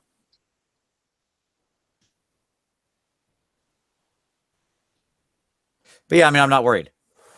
Like, something cool will come. Death Elves or Slaneshi Elves or, something neat. Like, I think we're going to get some awesome stuff this year. So yep.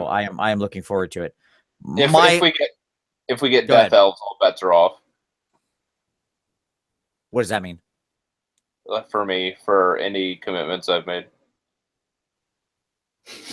in general. In general, like marriage. So you're getting a divorce. Yeah. Your mortgage, exactly right. Sure. Yep. Car payments. They're all off. That was just in the vows. I love you until death or until night elves. No, it's until death elves do his part.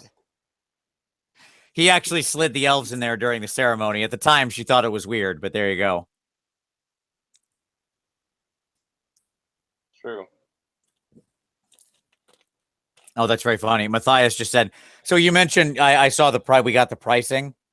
Yep. On the Nurgle stuff. I don't want to talk about it. And Matthias mentioned that January will be the month of everybody sharing their proxy beasts of Nurgle. Shit. Because no one wants to pay the retail for those. Like, I mean, I'm gonna be honest. Like, let's have some straight talk on this one. It's a monopose model, folks. Sure. It has a head swap. It has one hand swap. And it has he's in the traditional high-fiving position of the Mutalith Vortex Beast, yes. Yeah.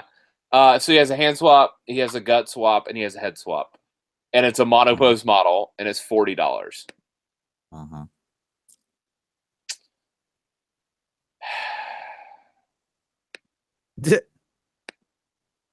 Yeah. You're saying you're not as excited by that. I'm not. That's what I'm hearing here from you, Tom. I mean, yeah, like they just knew that nobody was going to buy them. I mean, I don't know. Like, the rules are okay. I'd field them at 60 points, but at 80 points, I don't think I can do it. Like, that seems a bit much. I don't know what they're doing on the battlefield other than, like, screening for Horticulus, maybe. I don't know. Like, yeah.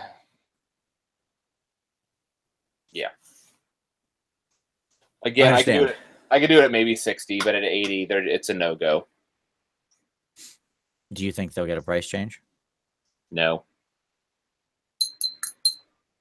I mean, I'd love. What did you think of the? Sure, I don't mean price like dollars. I mean price. Yeah, like points. Yeah. Like I think at 60, I think they'd be fieldable. I would be afraid. Let me just say this: I think both Nurglings and Beasts should drop to 60. If that happened, though, I would be afraid what ends up happening to the Taliban. Because Taliban gets like a bunch of extra healing at like more than 12 units or whatever. Sure. That is not an ideal name choice for just talking and listening. What, Taliban? I was like kind of half listening. And I'm like, what the fuck is he talking about? Oh, all right, the Taliban. All right, we're good. Not the Taliban. Yeah. Let me answer a question real quick that came in the comments since it was so Radicast, is there any chance that I can convince Kieran to start a new series, same as we did with the End Times, where we reviewed all of the sort of like, where we reviewed the End Times book by book, right? Like Realm Gate Wars, but doing Realm Gate Wars instead, or what? Maybe I like my answer would be, what would you want to see? Are you talking about the novels, or are you saying just in general, like if Malign Portents turns out with enough stuff that we actually could do that? Like, depending on what comes out of Malign Portents, that could, because this is signaling a major narrative move. I doubt I would get him on board for the novel thing. If the Malign Portents thing is cool enough, there could be something, there could be gas in that engine. I don't know.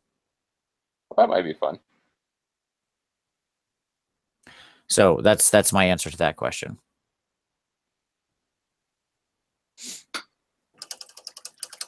That being said, somebody pointed out that, I agree with Matthias. If you've ever seen the Dark Souls board game, it has a bunch of models which could be easily converted and are of the appropriate size to be used as interesting beasts and stuff like that. The problem with pricing that model at that price point is it is an eminently convertible thing, right? Because in the end, it's just a weird pile monster. Yep. Yeah. Like it doesn't have a real solid look or aesthetic. Like, you can price Archaon at whatever, because it's very difficult to have it's very difficult to like, it's not impossible. It's just difficult to proxy a reasonable Archaon, right? But just Mr. Pile of Nurgle, he's not exactly hard to duplicate. I'm not really understanding the price point, I guess, just because, I mean, I don't know if it's just different lines and that's what they're doing, but like, it just seems like they're really all over the place because like they just came out with those easy to build kits for Death Guard that I thought were like super reasonably priced. It has to do with how many they think they'll sell. And then they literally just have a quota, like monetary quota, and then they just divide by that and say, all right, you know, we're going to predict we'll sell this many, so we're going to have to charge 40 to get our money back or whatever. Get our profit line. I suspect that's probably somewhat true. There's probably a lot of things that feed into it overall, but yeah, I mean, like, they have said before that they're committed to having products across the price points, and for the most part, they've stood up to that, right? Like, they have offered a lot more lower cost options, but they have also offered a lot more higher cost options too, right? Like, across the price point or across the price spectrum means both things. There's more and better, cheaper ways than ever to start playing all these games. And there is also more and better ways to spend a lot more money than you ever did before too on, you know, a few particular big models. So it's kind of, you know, I mean, both things are true. Like I'm stuck on what's his face on the Guo, the Greater Unclean one, because that dude is 140 US. Yeah, I like him a lot, but man, that is a lot. That is a lot. Like, the Lord of Change wasn't that much. I don't even remember what he was. How much was he? Like 115. I just like, this is Star Drake prices. Sure. I guess so. My problem is you're starting to talk like I normally have no problem, right? Like, this is all disposable income. We're just fucking around. Yep. But at some point, you start hitting a thing where there is other value comparisons, right? Like, most of the time, it's like, all right, $40, whatever. I really like, if you're talking about hobbies and disposable income, you can't really get a lot for $40. So whatever. But like 140, you start going, I feel like I could spend $140, $150 on a lot of different types of things. And like, should I just be like, unless like, and that's the thing though, is what I'm getting at is not so much not buying the model. I have an issue buying the model now for just simple pleasure reasons. Like, I would actually have to be doing a Nurgle army. I would have to have a lot of stuff. Like, going that way, right? Like, that price point is too far for me to just pick up the kit to have the kit and mess around with. Right. But yeah, I suspect that he's going to be pointed high enough that you're not going to be running multiple ones in your army. Like, you're not going to probably run multiple Guos, which is why he's priced so high. Yeah. That's what I'm anticipating. What is he pointed at right now? I don't even know his points off the top of my head because he's Nurgle. And why would I know that? Like 240, maybe? Let's see how accurate I am.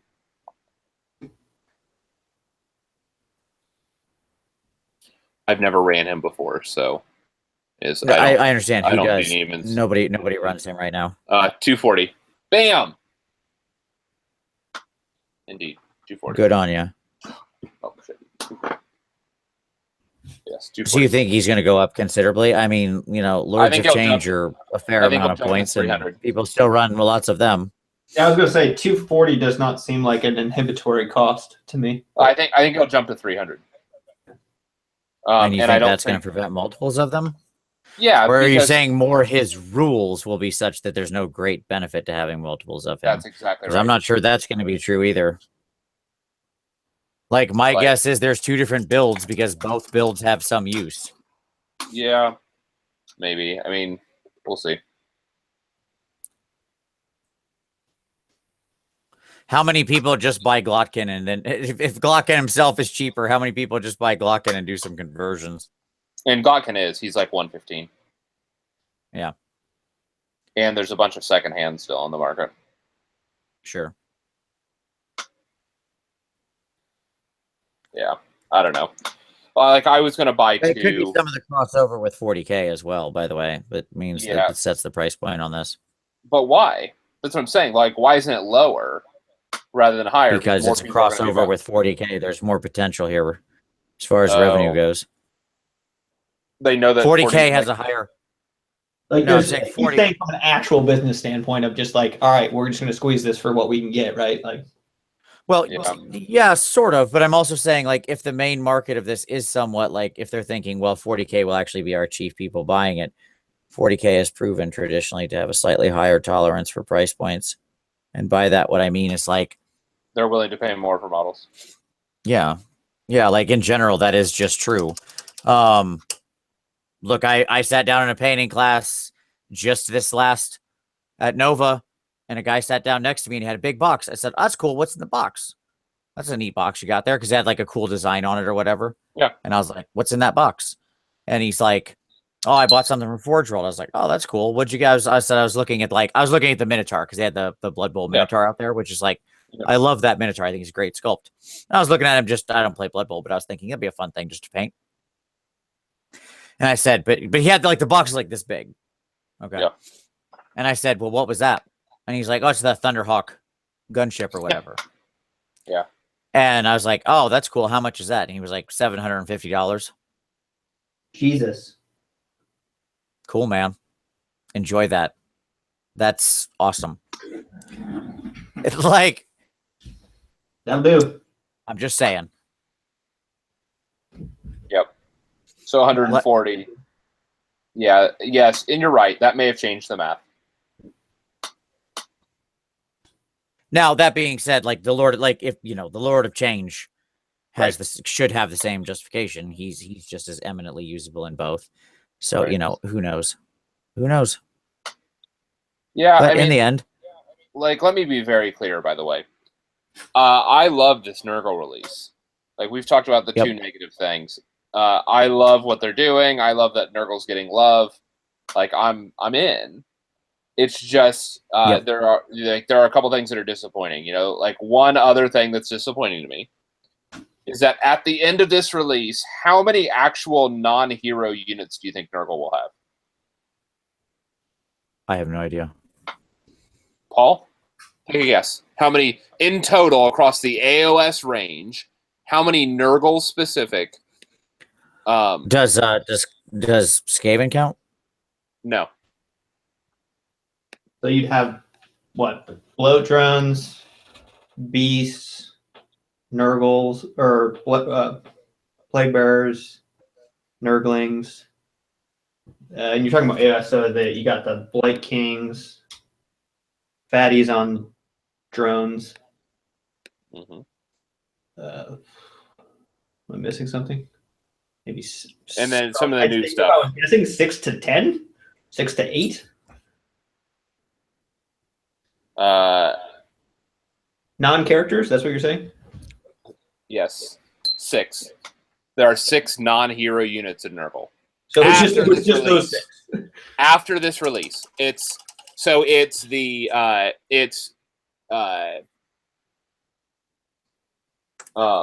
what are they called? It's Plague Bearers, Plague Drones, Nurglings, Beast of Nurgle, Blight Kings, and then the new Blight Kings on drones. Okay. And we alternatively have 19 heroes. Well, hey, Nurgle likes his champions, man. Don't hate. Hey, not necessarily. Khorne has 24 heroes. Like, I went and did the numbers. Khorne has 24 heroes. Okay, but they at least have 11 units instead of 6. Like, they have double our unit number.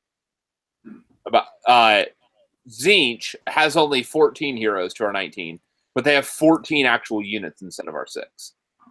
So I guess where are you going with this? I wish we had another. Say what?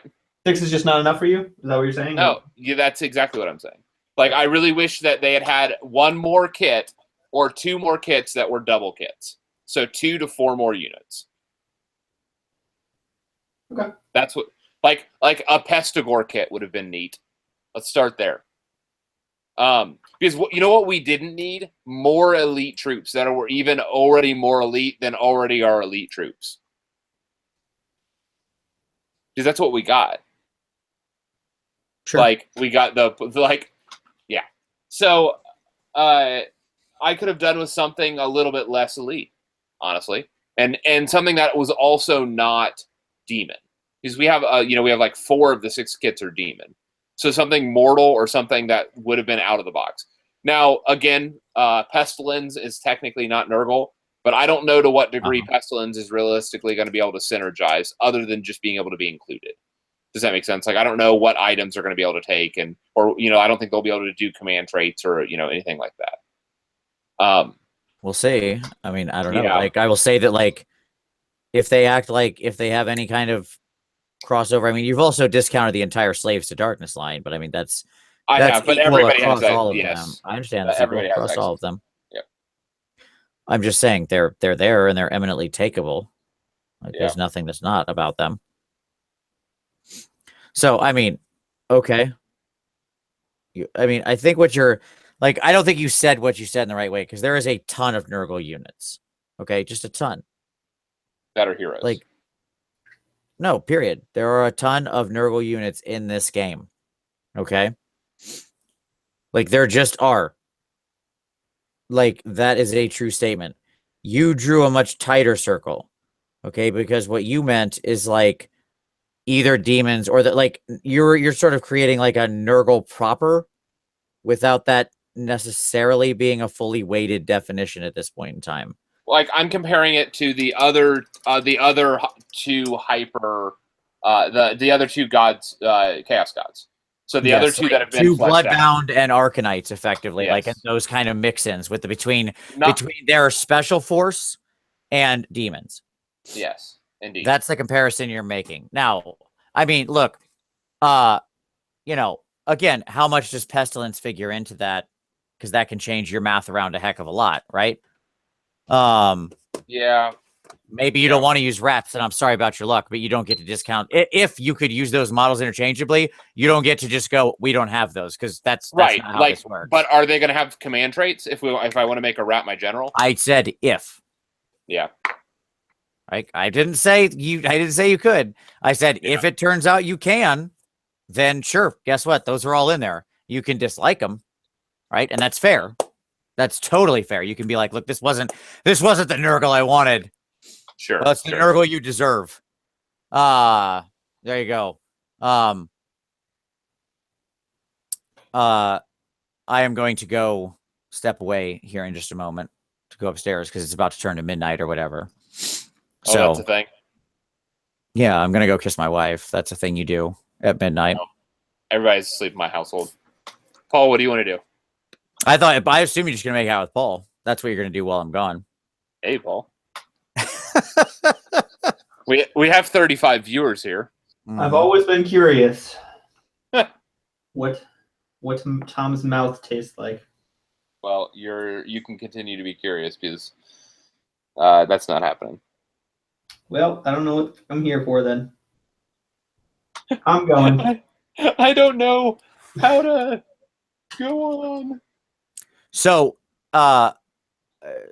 what did you do? Like, Tom, assuming that spell that they mentioned is castable every round on a 7, which I haven't seen the actual spell yet. Sure. They just mentioned that the spell exists. We talked about the wheel and the problem with the wheel, right? A lot. Yep. But assuming that spell exists and it's castable every round, like in other words, it could be dispelled or whatever, right? But like it is a spell, you can try to cast it, assuming it doesn't have some kind of weird, like once a game you can do this thing, or you can never set it on the same thing twice, or some weird exception, right? So assume, for the sake of argument, the spell can be cast every round, set to wherever point on the circle on the cycle you want, and it casts on a 7. What do you think of that spell? Does that make you like the cycle thingy more? No. Okay. We're done here. No, Close it down. Because 2 reasons. One, so it has to do with the utility of that spell. And so, like, who is casting that spell? That's the question I'm going to ask. Okay. I don't know, but you should keep talking about this for a while, for like the next 3 minutes. And if I'm not here, I am listening in spirit. Yeah, exactly. So the challenge here is that the question ultimately is like who's gonna cast that spell for the Nurgle thing, because like the Rotbringer sorcerer is terrible, and he gets 1 spell per turn, and he's 100 points. The like Festus is okay, but he's only gonna get 1 spell, and I'd rather be casting his like -1 armor spell. Like that seems like that's a much like better investment. I guess a greater unclean one. But yeah, I just I don't know who's spamming that spell, and that's the challenge. Because it's not going to be your Chaos Sorcerer, because he's going to be using reroll 1s. You know, this isn't like Tzeentch, where we can just like pile in a bunch of casters and everybody has extra spells. And so I think that's going to be I think it's going to be the challenge ultimately of thanks, Paul. I think it's going to be the challenge ultimately of this spell, is that it's not reliable and there's not a good caster for it. That said, I like some of what it does, like what's on the wheel, being able to nuke terrain and stuff like that. Hold on just a minute. I have a wife that is still awake. Well, this just got really lonely, guys. It's only 9 p.m. here in California, so I'm pretty much just gonna sit here, bear my lonesome. Got the comments up. I don't know enough about to talk about what he was just talking about at all, but if you want to talk about something else, we can talk about that. It's just us, me in the lonely comments section. Oh, hi everyone.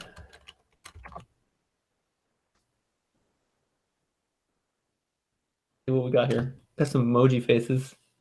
So, ooh, you can get a little handsy. Or sad because everyone left me. Just like my dad. Wait, that didn't happen. I just kidding. Oh no, I broke it. How do I get out of here? I don't want to look at this anymore. Woo! Show chat. Show something. Live chat. Do it. Uh-oh, guys. I broke the chat now. I don't even have the chat. God, this sucks so bad. I'm just gonna get my dogs. I don't want to talk to Winston. Let's talk to Winston. Come here, buddy. Oh, Aaron. Okay, Paul, I'm back. Oh. Not the end of the world. Oh. So, Okay. oh. Hello, everybody. Do I need to blow her a kiss too? My wife needs to know if she needs to blow you a kiss too. I was so sad. Yeah, he was so sad. I was so sad. Look. There you go. Oh, Paul, you're walking away. See, my wife's gonna get She you left again. Oh, thank you. I feel There you loved. go. There you go. Paul, we love you. Aw. Everybody, we love you. We bled like 5 viewers in that like short amount of time that it was just me and you. And it's still just me and you. That's okay. Fantastic. It is okay. Yep. I don't know what I was talking about. You're talking no, about rock. Yeah, it doesn't redeem it. It doesn't redeem it ultimately. What's going to matter is this. It's going to matter what else is in the book. What the other spells are, what the casting values are, what battalions are available, and what the command traits are. Like at the end of the day, can any of the command traits compete with Cunning Deceiver, which is -1 to hit in the first round of combat? Can they? If they can, then you might be onto something. Can anything interrupt the +1 to hit that like Lord of War might be able to grant you, or the Dark Avenger or whatever? For Blight Kings, being able to push back against that and have a more reliable bonus to hit. Like, is there anything like that within Nurgle? If there is, then I think that there may be gas in the Nurgle engine. I hate that it works against the battalion that I want to be running.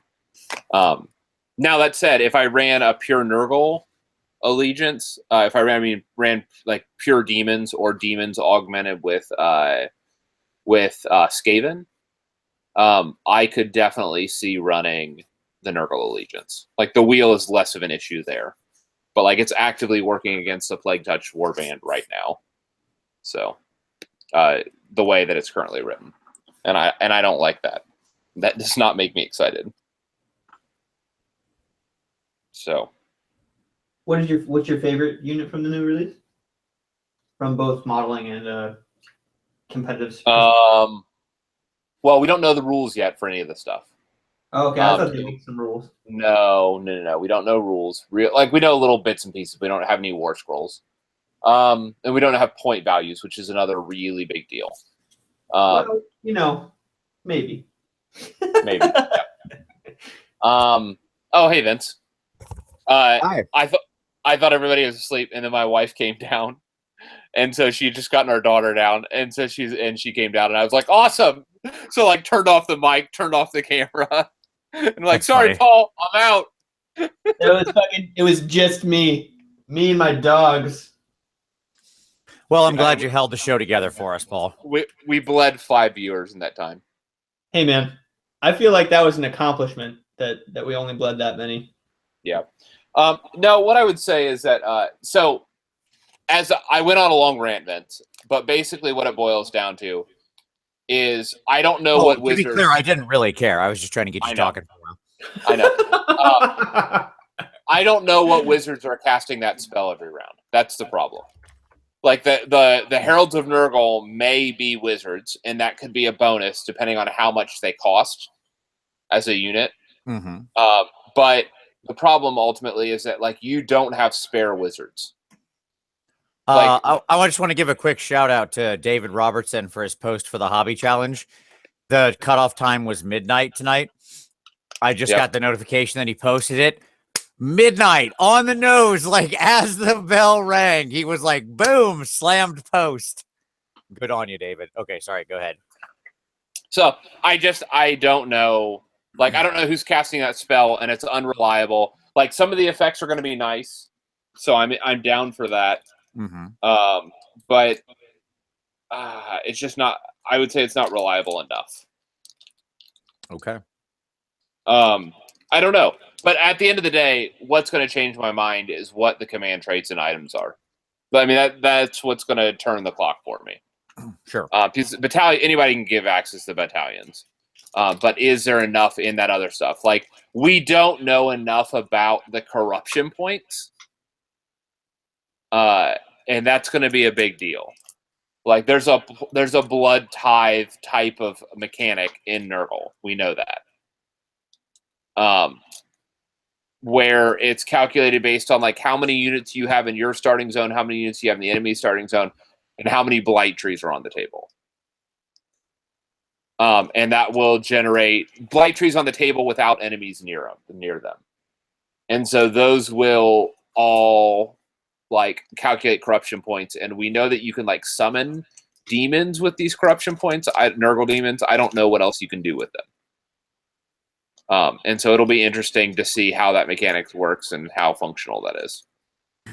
Well, we know the pre-order is this coming weekend, right? For stuff, do we know for sure what all is going on pre-order this weekend? Yeah, we do. I posted on my Twitter. Do you want me to pull it up? All right, sure. I think I scanned by it. I didn't look at the exact what is everything this weekend, or are they splitting it up? This split over 2 weeks. Battle Tome, Guo, the Tree, the Cards, and the Scrivener, which is one of the Heralds, is this week. And then the following week is the Lord of Blights, Sloppity, the Beast, and Puscoils on January 13th. I'm a huge fan of Sloppity. He is. You know I am, dude. That dude is great. Good old Sloppity McBagpiper. Absolutely, man. Sloppity Bile Piper is... He is the hero we both need and deserve. He's better than us. In fact, we don't deserve him. Sloppity is the hero for... What a good guy. He's too good for this world. He's too beautiful. He's too perfect. Yeah. I mean, I like the models. I like what they're going to be doing. So you would ask Paul which model? Mhm. For me, it's the tree. Big fan of the tree, huh? I am. Like the tree was this unexpected addition. Like I could have foreseen the other stuff coming. I did not foresee that tree coming. Like that was, yeah. I'm a big fan of the tree. Like I feel like this sounds terrible. Like I feel like I could convert almost every other offering out there. I could convert a tree, obviously, as well. But That's like pretty specific though. Like the design they have, like it's pretty novel. It's good. yeah, it is. It is. Like I could take like here's a funny thing. They're talking about the pus coils and they're trying to sell 2 of them for $65 to me. And like I have like 10 unbuilt Blight Kings and like 12 plague flies. And I'm like, yeah, I'm pretty sure I could just build those. Yeah. Like there's no there's a couple bits that are neat, but I don't know if I'm going to spend $65 for 2 models. And we don't even know if those deploy in twos. It's not really a novel type concept, right? Like you just jammed one model type on another model type you already kind of had. Right. Yeah, I mean, I don't know. We'll see. I'm not saying they're bad models by any sense. Stretch that. I'm looking forward to them, and I love Blight Kings. They were beautiful models to paint. I know Vince thinks that's ridiculous, but they really were really nice models to paint. Everything Nurgle is an abomination and should be struck from history, but sure. I'm glad you like it. So they were nice models to paint. So I like that. I'm looking forward to painting the plague drone. So like I like all of what's going on there. But at the same time, I don't know. So yeah, for me it's the tree. The tree's the big winner here.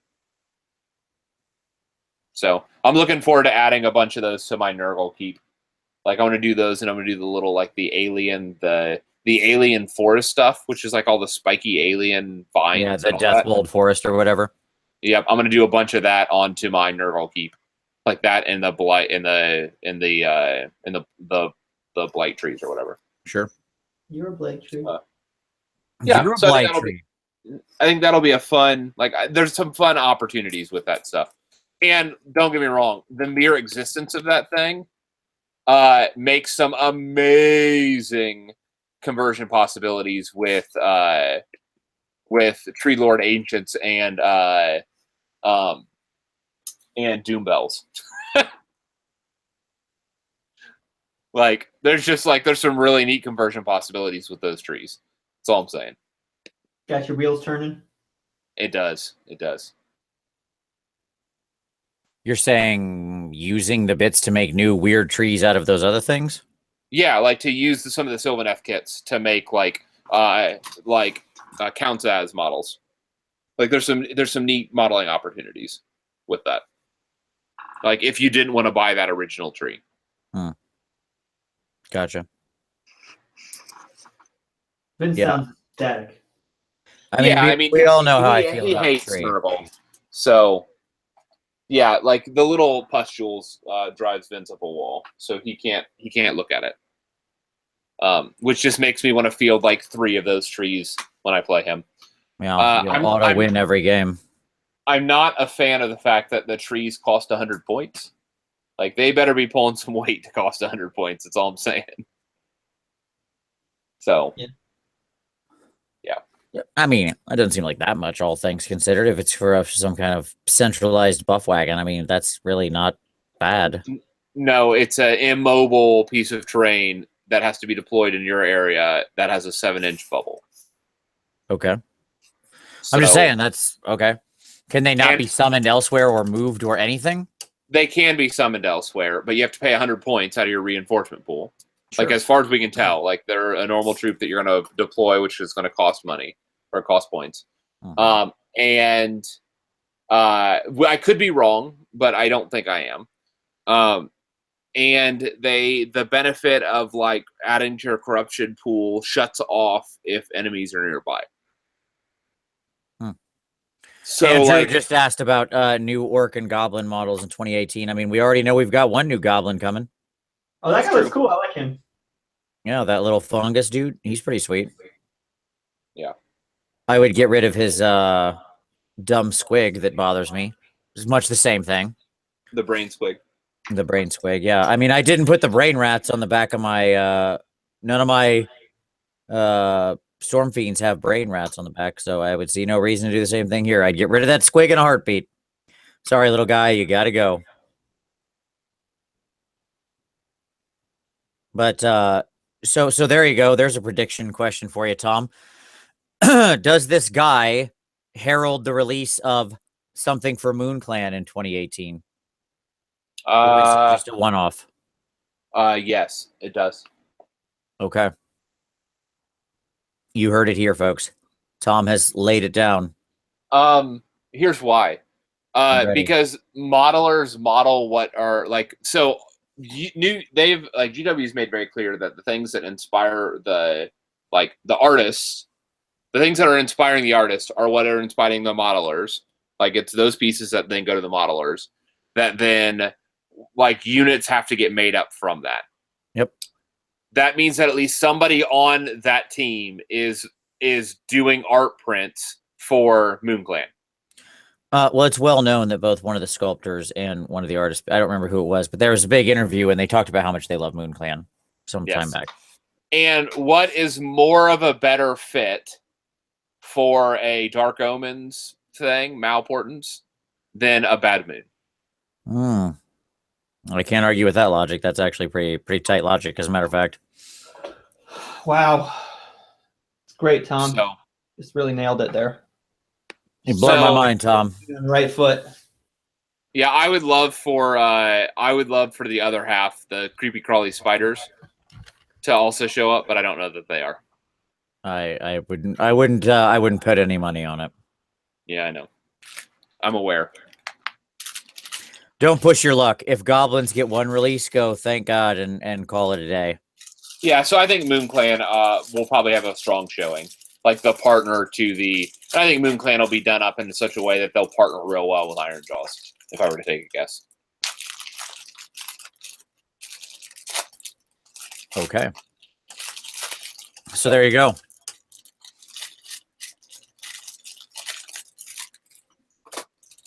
Other questions? All right, boyos. Sorry to rain on the parade. I gotta take off. Oh, that's fine. Oh. That's disappointing. Sorry, guys. It's been That's fun. okay. Happy New Year. Happy New Happy Year New Year to you, sir. Yes.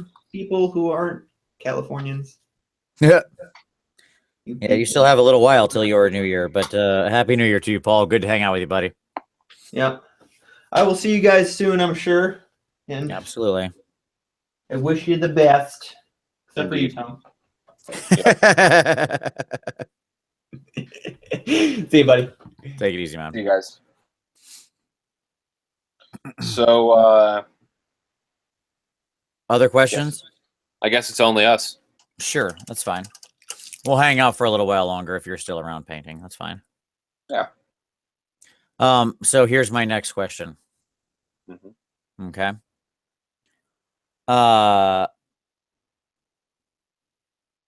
What is the first order release that comes out of Malign Portents?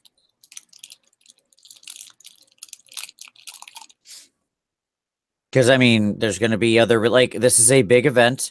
It isn't all about one army. It's about a big narrative move, right? So chances are something order is going to get something.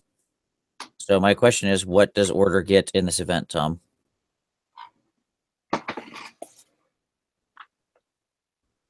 Like we've talked a lot about, all this other nonsense, right? We've talked a lot about death having something, and we've talked a lot, you know what I mean? We've talked a lot about all that. So what's the order thing that comes out of this? Because order is going to get something. Are you flipping to a piece of art? Is that what you're laboriously doing here? I'm thinking. I'm thinking with a book open.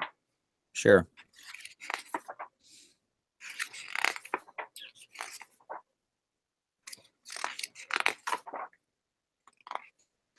if Order gets a new faction, which I'm not sold that they are, let me be very clear about this. Mm-hmm. You don't think that at the end of Malign Portents, ever, because like Malign Portents is going to go on for what, first half of the year at least? You don't think by the end of Malign Portents they will have at least touched every faction in some way? With something. That doesn't necessarily mean a new faction. That could just be like an army book, right? For something existing. It could be your Beast Claw Raiders or your Flesh Eater Courts, right? It could be that style of a thing.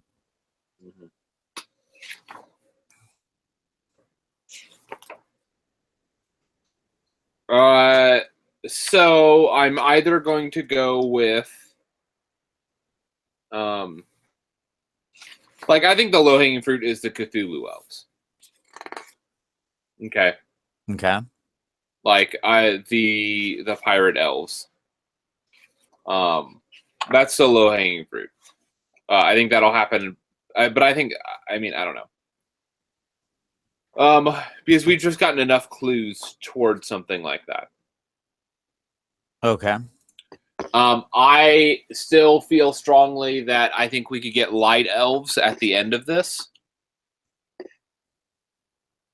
As like if Sigmar doesn't pull this out himself, I think the light elves are going to be the ones that bring him back.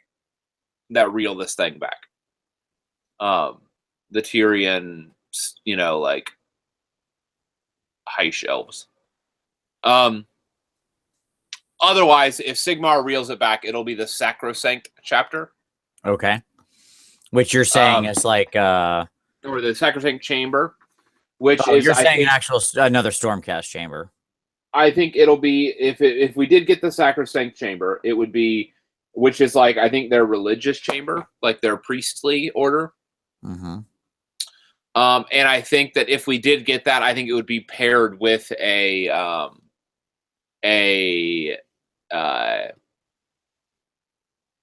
think it would be paired with a Devoted of Sigmar release.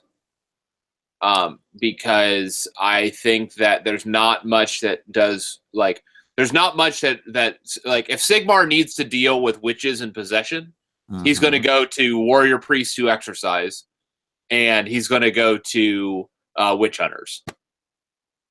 And they have a home, so I think it'll be something along those lines. Excuse me. Bless you.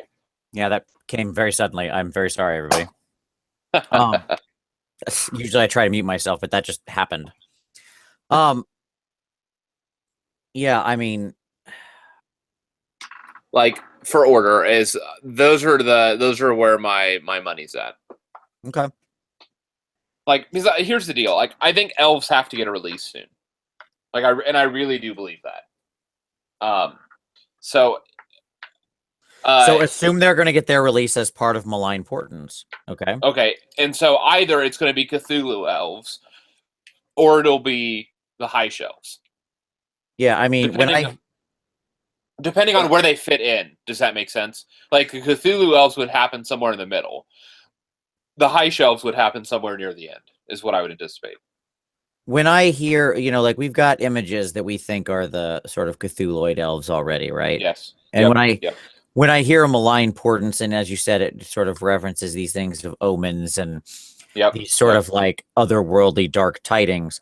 The reality is that's where Cthulhu fits. Yeah, that's that mythos writ large, right? It is that they've spoiled things like the asylum and stuff like that, right? Like that's treading in the language of Lovecraft. Yeah, sure. Now, one of the things, by the way, did you see the Josh Reynolds commentary on farmers in the old world? Farmers Yeah. Where he wants to write a story about corrupted crops and be like, suck it. But what made me laugh about that is then the like little short story that got released today from Malign Portents was about a farmer. I didn't catch that. Yeah. Was it done by Reynolds? I don't know. I wasn't sure who read it or who wrote it. I didn't notice that. I should have paid more attention. Oh my god, that would be like amazing. It's a short story. Yeah. You'd be like, suck it. It made me laugh. It's about a farmer who it's a dark story. It has a dark ending. So there you go. Is this the one? Like, where was it released? I don't know. I saw Like, was it one of the audiobooks, or was it no. or was it the one that's in the White Dwarf that leaked? The short story that's in there. Oh, could have been in the White Dwarf. I just saw that that Chuck shared it. Chuck Moore shared it. I'll have to take a look. Which I thought was very cool.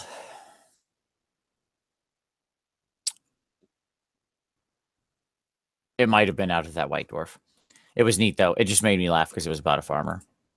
So you were saying that this is the language of Lovecraft. I'm saying that would be perfectly fair, right? Yes. Yeah. Like these guys would fit. Now, whether they're order or not is a great question. That I don't know. Sure.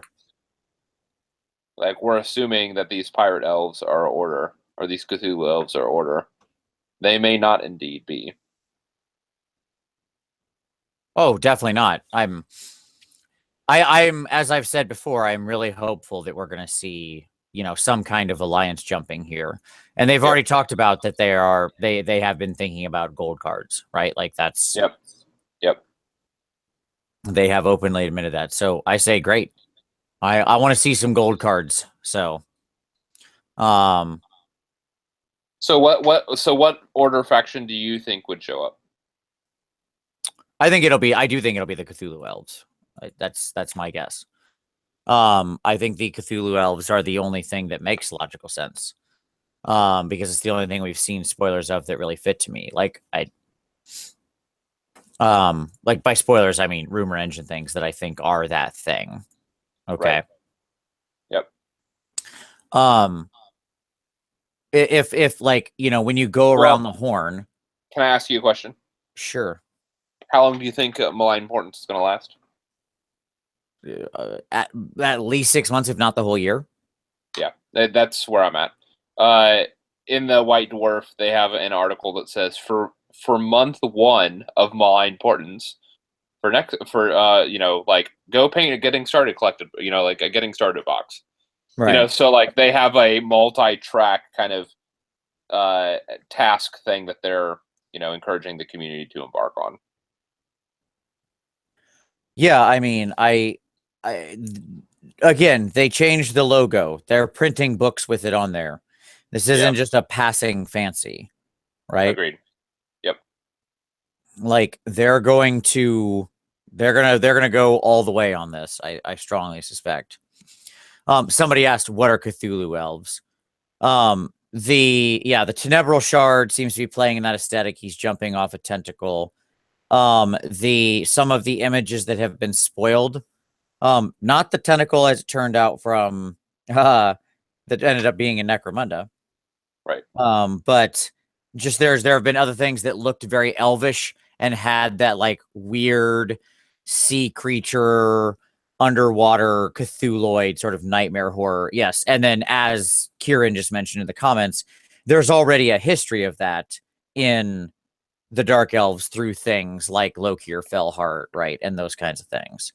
So like it's not as though there's no context for this to be done in. There is a very clear like Iron Jaws like context to trot those elves out in, right? Right. Who have banners and everything else. Like, go look at the Drakesworn Knights. Like, they have a standard topper that is, I think it's Drakesworn. That is a Cthulhu. Like, they have shields at least. They're like Cthulhu-esque shields. Like, tentacle beasts. So, Kieran, I responded back to you already. Sorry, he left a comment. Go ahead. No worries. So, yeah. I can see the Cthulhu elves. Sure. That's not beyond the pale. I mean, by the end of this, they're going to want to, if this is really an event this big, right? Yeah. If it's really going on that long. Yep. Then it's going to touch every alliance, right? If it's a year long, it's going to touch every alliance. Yeah. So the question is, what within that theme fits under every alliance? Because everybody, if that's true, everybody gets at least one. Probably some get multiple, right? Yep. Death will probably get multiple. Yeah. Hey, Kieran, how you doing, sir? Welcome. Hi, ladies and gentlemen of the Hey, man. YouTube verse. Indeed. How was it back in 2017, man? We're living here in 2018 where it's awesome. Everything is fantastic here. Let me just tell you right now, the world has changed. I know you're still stuck in old crappy 2017. Man, I was really hoping that the hover cars would come around finally this year. Did it happen? Oh yeah, we got them. They're here. I just Oh, you parked got my 'em. new one upstairs. Beautiful. Yeah, so Beautiful. Okay, and they all run on garbage? no, Like just garbage air. for fuel? Just air. Oh, well then. Mhm. What am I going to breathe next year then if the cars are all hogging it up? I mean, look, we've never worried about that before. Why start now? I suppose. Global deoxification is a myth. Yeah, exactly. All slowly dying. So how you doing, Well, man? that's What are you hobbying on there? Well, I was inspired to bust out some storm vermins Oh, really? and expand Spitting out upon some that. Yeah. some stormy vermin, huh? Mm-hmm. That's such Or what a is great known kit. in my realm as the Vermin guard. Yeah. What they're Yeah. known as. That's a less exciting name, but they're both generic enough, so who cares? Yeah. Like storm is a cool word you just throw into everything to make it cooler. Like you want Yeah, to but take what something makes to them 11, you storm? just throw in the word storm. This We're is just true. throwing and you're right. The word guard means sort of implies some kind of level of responsibility and Yeah. accountability. Yeah, which, and doesn't fit maybe heavily armored. Well, You maybe. think about maybe city guards.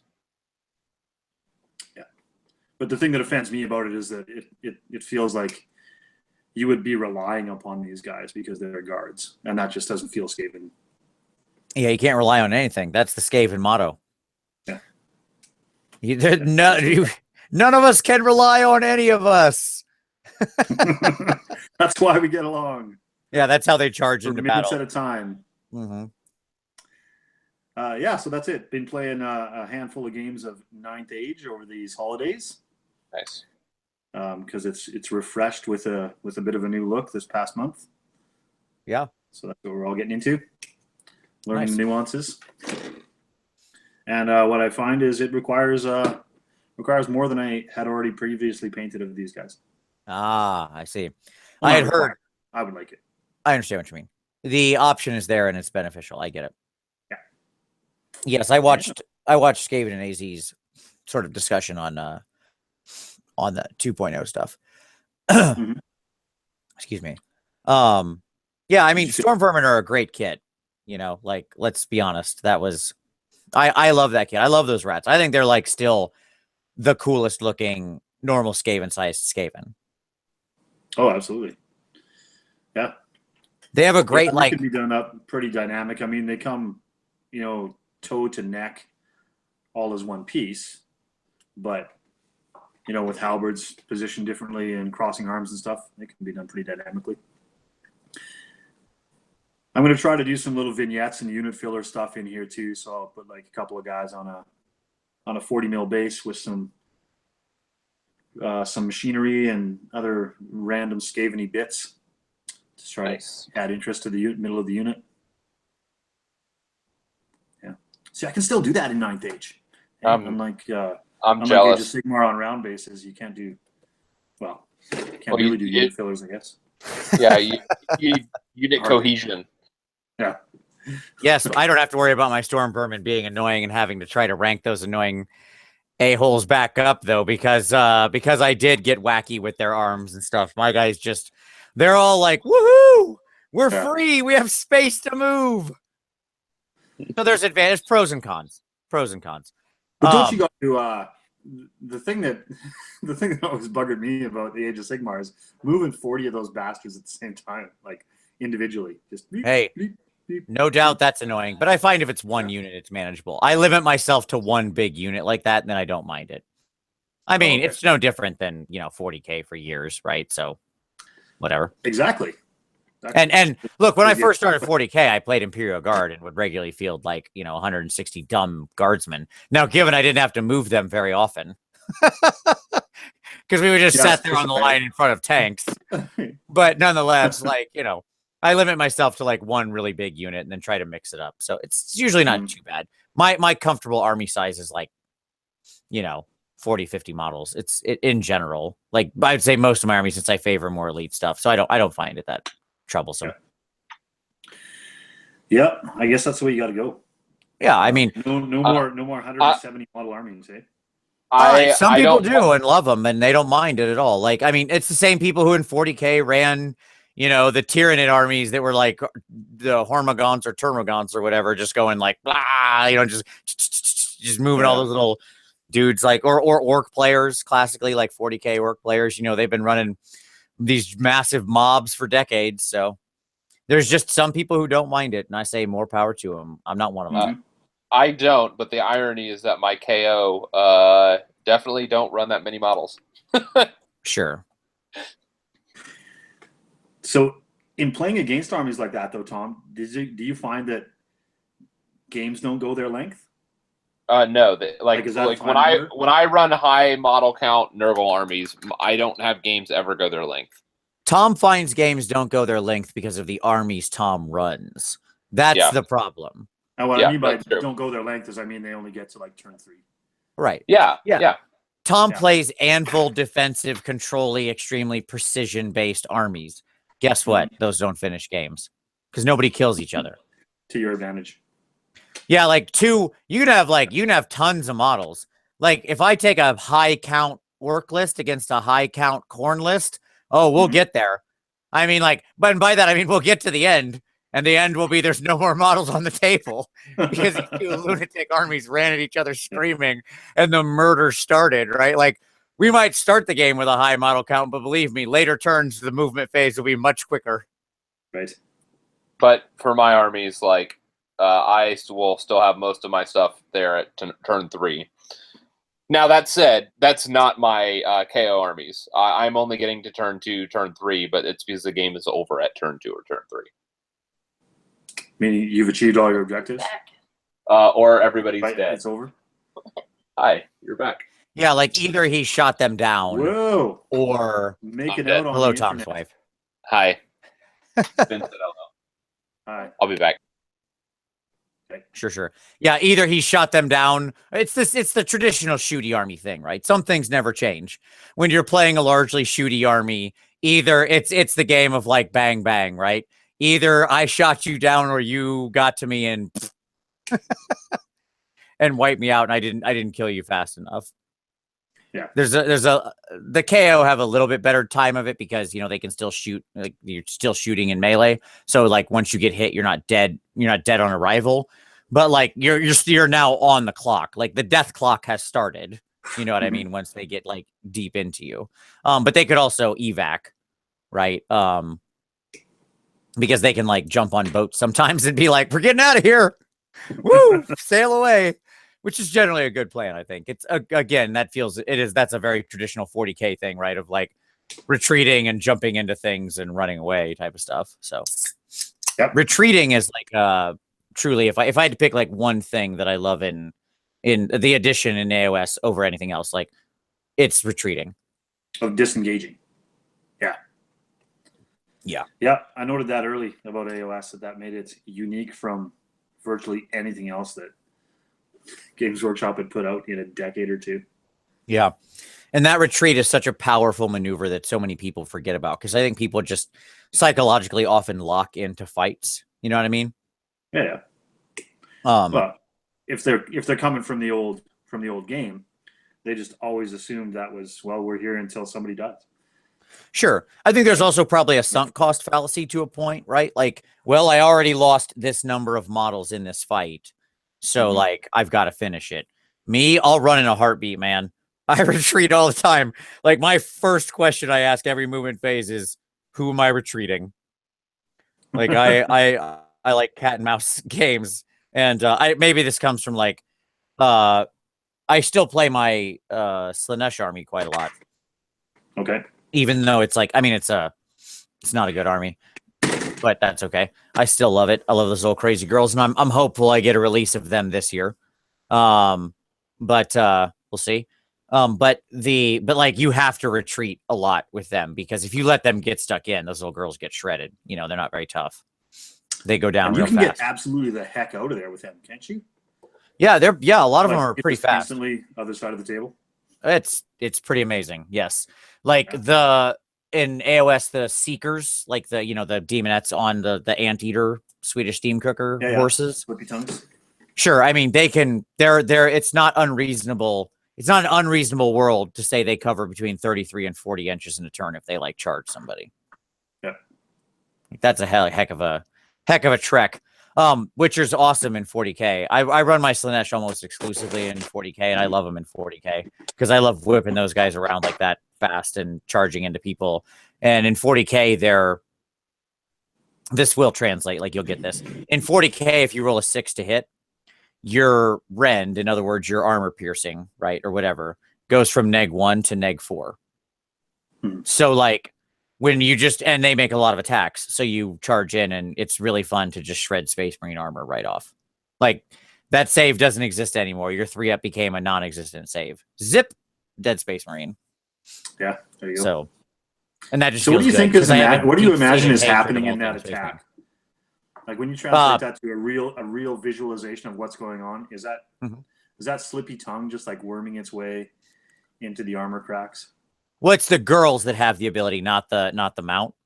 Oh, the mount doesn't have it. Only the girls have it. So it's their claws, right? I mean, it's the piercing claws of the attack that has that. In my head, it's just they found the soft spot in the armor. Even Space Marine armor has soft spots, right? Like you see it it's these things, right? Like here joints. And here. Yeah, the joints. They're just in they go. And then zip. Once they're inside there, I imagine they just kind of dig around a little. Yeah, I guess so. Hey, here's a fun thing that I stumbled across, and I don't know if you have yet, but I came across a meme of this little girl sitting on on Santa's lap, and she says, "Santa, for Christmas, I would like to have a real live dragon that I can ride." And Santa's like, "Come on, kid, give me something realistic." And so she goes, "Okay, how about plastic Sisters of Battle?" And then and he's like, "Never mind, the dragon will be there." All right, what color dragon do you want to have? Yeah, exactly. Oh, that makes me sad. Look, you can see Saint Celestine. She's like right there. All lonely. Look, well, I've got my plastic sisters that I've got teed up to be working on slowly in the background as in between competition stuff. And that was called Bits Ordering. What's that? Yeah. Was it like Raging Heroes ladies? No. These are official Games Workshop Plastic Sisters of Battle. And it's called Bits Ordering. Like every time an auction for Saint Celestine and the Germania Superior come up, I bid on them every time and then bid up to a cap. And if you do that for a couple months, you can really accumulate quite a lot of them. And so everything is just converted. I only have 3 models, but I can make a lot of troops out of 3 models. All right. Just got to convert. Gonna go far. I will make my Plastic Sisters of Battle whatever I have to do. They gave me 3 plastic models. I'll make it out of 3 plastic models. So be it. Well, when I did the metal range, there wasn't actually a lot more variety than that, in truth. That's true. Yeah, I mean, like I find the metal range so underwhelming. I really do. Like their nature. Like there's some cool models in there. They have a classic aesthetic I do like. Don't get me wrong. I love and have always loved them. Like their general look. My problem is I find the range as a whole underwhelming in its sort of variability. Its age is there, right? It's just it doesn't look like a current range. Well, because they're flat, right? Like they don't have any reaching out dynamism to them. Right. Except for a couple of heroes. Yep, exactly. But we've got the Canoness now, and you've got Celestine and you've got the Germania. I'm hopeful that at some point in time it'll happen. I mean, I do like the joke and I love the reset the clock and ha ha ha ha ha. I get it, but I will choose to remain one of the faithful. And like, I mean, it's whatever. When it happens, my bank account will feel the wrath. So it's fine. Yeah. Yeah. I eventually Nova, gave up on mine. Sure. I don't fault anybody for doing so. No, so Andy Smiley. the Painted Sisters of Battle Army I did years ago. Sure. Andy Smiley got asked at Nova. Everybody got asked at Nova. One of the questions that got asked of the GW design team at Nova was, if you could do one thing next year, what would it be? Like, assume you're king for a day, right? Yeah. There's nobody else who has review. You just get to do whatever you want, right? And put out any product you want. What product would you put out? And I don't remember his name, and I'm really sad that I don't. I feel bad. But the gentleman who's doing The Hobbit now, who leads up The Hobbit, he said he would redo Inquisition as a game, but with regular 28 mil models instead of having 54 mil, because he always liked Inquisition. Thought that was a neat answer. Mm-hmm. And Andy Smiley, who's the community manager, said, I would do Plastic Sisters of Battle because I would be the greatest hero ever and people would finally shut up. Yeah. That was a great answer. Absolutely. And a great motivated reason, too.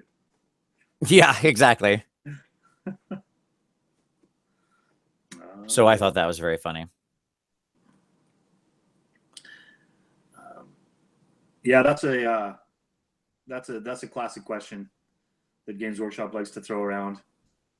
I've been many a seminar where that gets posed to the public as well as the attendees and the presenters. Oh, sure, the wish list thing. Yeah. This just kind of came out of just a random person's question, but yes, it's a good thing to ask, right? Like, it's something that in my professional career I actually often ask of our client base, right? Like, we do a yearly survey of our client base and ask the same question. So it's a good thing to know, right? Like, you want to know what, if your client base could have one thing, what's the one thing they would want, right? Right. Yeah. Well, that seems like the most direct way to figure out what the market is after, the market demands. Yeah, I would argue it's one of, obviously it's a very self-selecting survey, right? When you ask general people, but yeah. Like I think always of the Henry Ford thing of, like, if I had asked people what they wanted, they would have said faster horses. That's sort of the, like, you got to be careful with that sometimes. Yeah. But yes. Well, you can use that info for what you want to, but it's Yes. still a valuable question to ask, I think. Yep, totally. There you go, Paul. Paul, who reminded me of what his name was last time when I was talking to him. Adam Troke is the gentleman who is heading up The Hobbit. Thank you, Paul. And I apologize, I forgot his name again. Because I'm a bad person. Well, when you go to a convention, that was at Nova, you said? Yeah, it was a Nova, yeah. Is that right? Yeah. Big things like that, I'm sure you talk to several dozens of people through the weekend. Oh, exactly. And I'm also very bad with names. Like, just a thing about me is I'm very bad at names. Like, okay, here's how bad I am at names. Are you ready? I can prove to you, and this isn't like anything to do with just professional life. I have 5 nieces or nephews. In other words, my sister, I only have one sister, and she has 5 children. Okay. I do not know all of their names. Because the youngest one just got born. Like, she's only like 4 or 6 months old or 8 months old or something. I don't know. She's young is the point. Mm-hmm. And I don't remember her name. Like, I went back for Christmas just recently and I was like, I wasn't going to ask because that seems rude. And it didn't get said out loud. So I was like, okay, I don't know what her name is. Well, at that point, you can get away with it because you just refer to it as the baby, right? Well, which is what everybody did. I'm like, maybe nobody else knows either. That could be. Yeah, but so I'm just bad with names. I don't mean to be. Here we are. Mm-hmm. Sorry. Well, there's worse problems in the world than that. So sure. You'll be okay.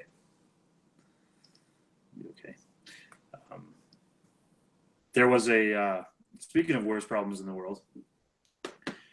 There's a fellow that frequents our neighborhood that lives in an abandoned trailer, right? But he tours this neighborhood to collect bottles, et cetera, and things like that. Sure. So he is known to the community because he's been around, but obviously, not got a job or doing other things like that. Anyway, so today it is in the Celsius scale -26 here in the here north of the wall. For those of you that are doing Fahrenheit conversions, that is in the -44-ish neighborhood, I think. I'm looking right now. Thereabouts. Other way around. It's negative 15 Fahrenheit. Yeah. 14.8. Yeah. Sorry. Yeah. Okay. Anyway. Cold. Yeah. Crazy cold. There you go. So anyway, I saw him hopping fences to try to find discarded bottles and things like that, because that's what he commonly does. Yeah, sure. And I've had conversations with him in the past before, because he's a harmless guy and all that. He's he's approachable and he's conversational to a degree. He's certainly not the scary homeless guy that wants to like steal your wallet or anything like that. But yeah, I certainly helped him out. I gathered up all my bottles, handed them over to him, gave him some food, sent him on his way. And so yeah, that was my experience today of life is not so bad as I sit here playing with my toy soldiers and think about the positive things. Indeed, perspective, right? Yeah. Holy crap! Like I can't imagine having to be outside in that kind of weather. Like it's. Mm-hmm. I was like complaining because it's cold in the house. And I was like, "What?" I was talking to my wife. Yelling is the wrong word. That would be suicidal. I was discussing with my wife how cold it was, and I was like, "It is so cold in here." And she's like, "The thermostat is set on 71. What's the matter with you?" Oh, it's like one. Like I don't know. It's cold. Exactly. Yes. And I'm like, well, it's too cold. I don't know what to tell you. Yeah. So I just wanted to share that with anybody who's listening to, perspective on 2017 as we get to the end of it. That is perspective is healthy. Life can be good. If you're sitting there listening to us babble right now, yeah, you're probably in good shape. This is true. This is absolutely true. So have you seen any of these Necromunda models like close up yet? Have you played around with them at all? You have any interest in Necromunda? Mm-hmm. Yeah, you like them? Well, I haven't paid too much attention to them because I haven't been attracted to the game itself. Okay. And I'm generally not a guy that's attracted to the pew pew aesthetic of games anyway. Got it. Sure. But I mean, I appreciate that they're again another great triumph of Games Workshop sprue design. This is definitely true. I would say, like, to everybody out there, these things are they're the detail on them is almost annoying, but they are an amazing. You're absolutely right. Triumph is the word I would use. Like, they're ridiculous. Yeah. Well, for the function of Necromunda, because the type of grenade that you have matters, right? Right. So if you're trying to do a WYSIWYG representation of a model, then yeah, it is that fine of a detail that you got to be concerned with. Right. In Necromunda toys. Yep. Yeah. So are you spending several extra hours on like belts and straps and buckles and annoying shit like that? Well, I mean, I'm doing them as a competition unit because I think so I'm doing a clan or house Escher or whatever, which is the girls. I never played Necromunda back in the day, so please excuse my ignorance if I say something wrong. But I never played them back in the day. But like, so yes, I'm taking an inordinate amount of time with every one of them. Like, this will probably be, like, by the time this is all said and done, this will probably be close to like 160 hours or something on the unit of 5, somewhere in that range. Maybe longer, I don't know. But it's, but that being said, I don't feel like that's wasted. I mean, they have the detail that allows you to go that deep. You know what I mean? Oh, yeah. Yeah, no, that doesn't sound shocking to me. I appreciate that you would spend that time. Takes a good bit of fortitude to spend that time. I've found that in the last year. It's a challenge here on the last girl. I will tell you that much. Like on the last one for my competition unit, like making sure I'm not shortcutting or anything. We're reaching the ends of my tolerance here. I'm not gonna lie. Yeah. I'm afraid that despite the fact that I might want to do more with models, I invariably still get to that state where I'm like, I should be done by now. Right. And I think that, and I'm like, you know what? I could refine this tone and this blend and spend 5 more hours on it. But I guess I'm just too easily satisfied with good enough still. And I got to fight through that at some point. Well, it's a question of what your goal is, right? I think that's what it comes down to. Like one of the things, really one of the major parts, to be completely honest, of like my own personal hobby journey over the last, year has been that anything less than the absolute best I can do on a competition piece isn't enough. Right? Like I never stop early. I never go, the right color is done. If there's anything else I can do, you do it, period. If there's anything that seems off to me, you fix it. If anything needs to be completely repainted or redone, you do it. Like when it comes to competition, there is only maximum effort, right? The Deadpool style maximum effort.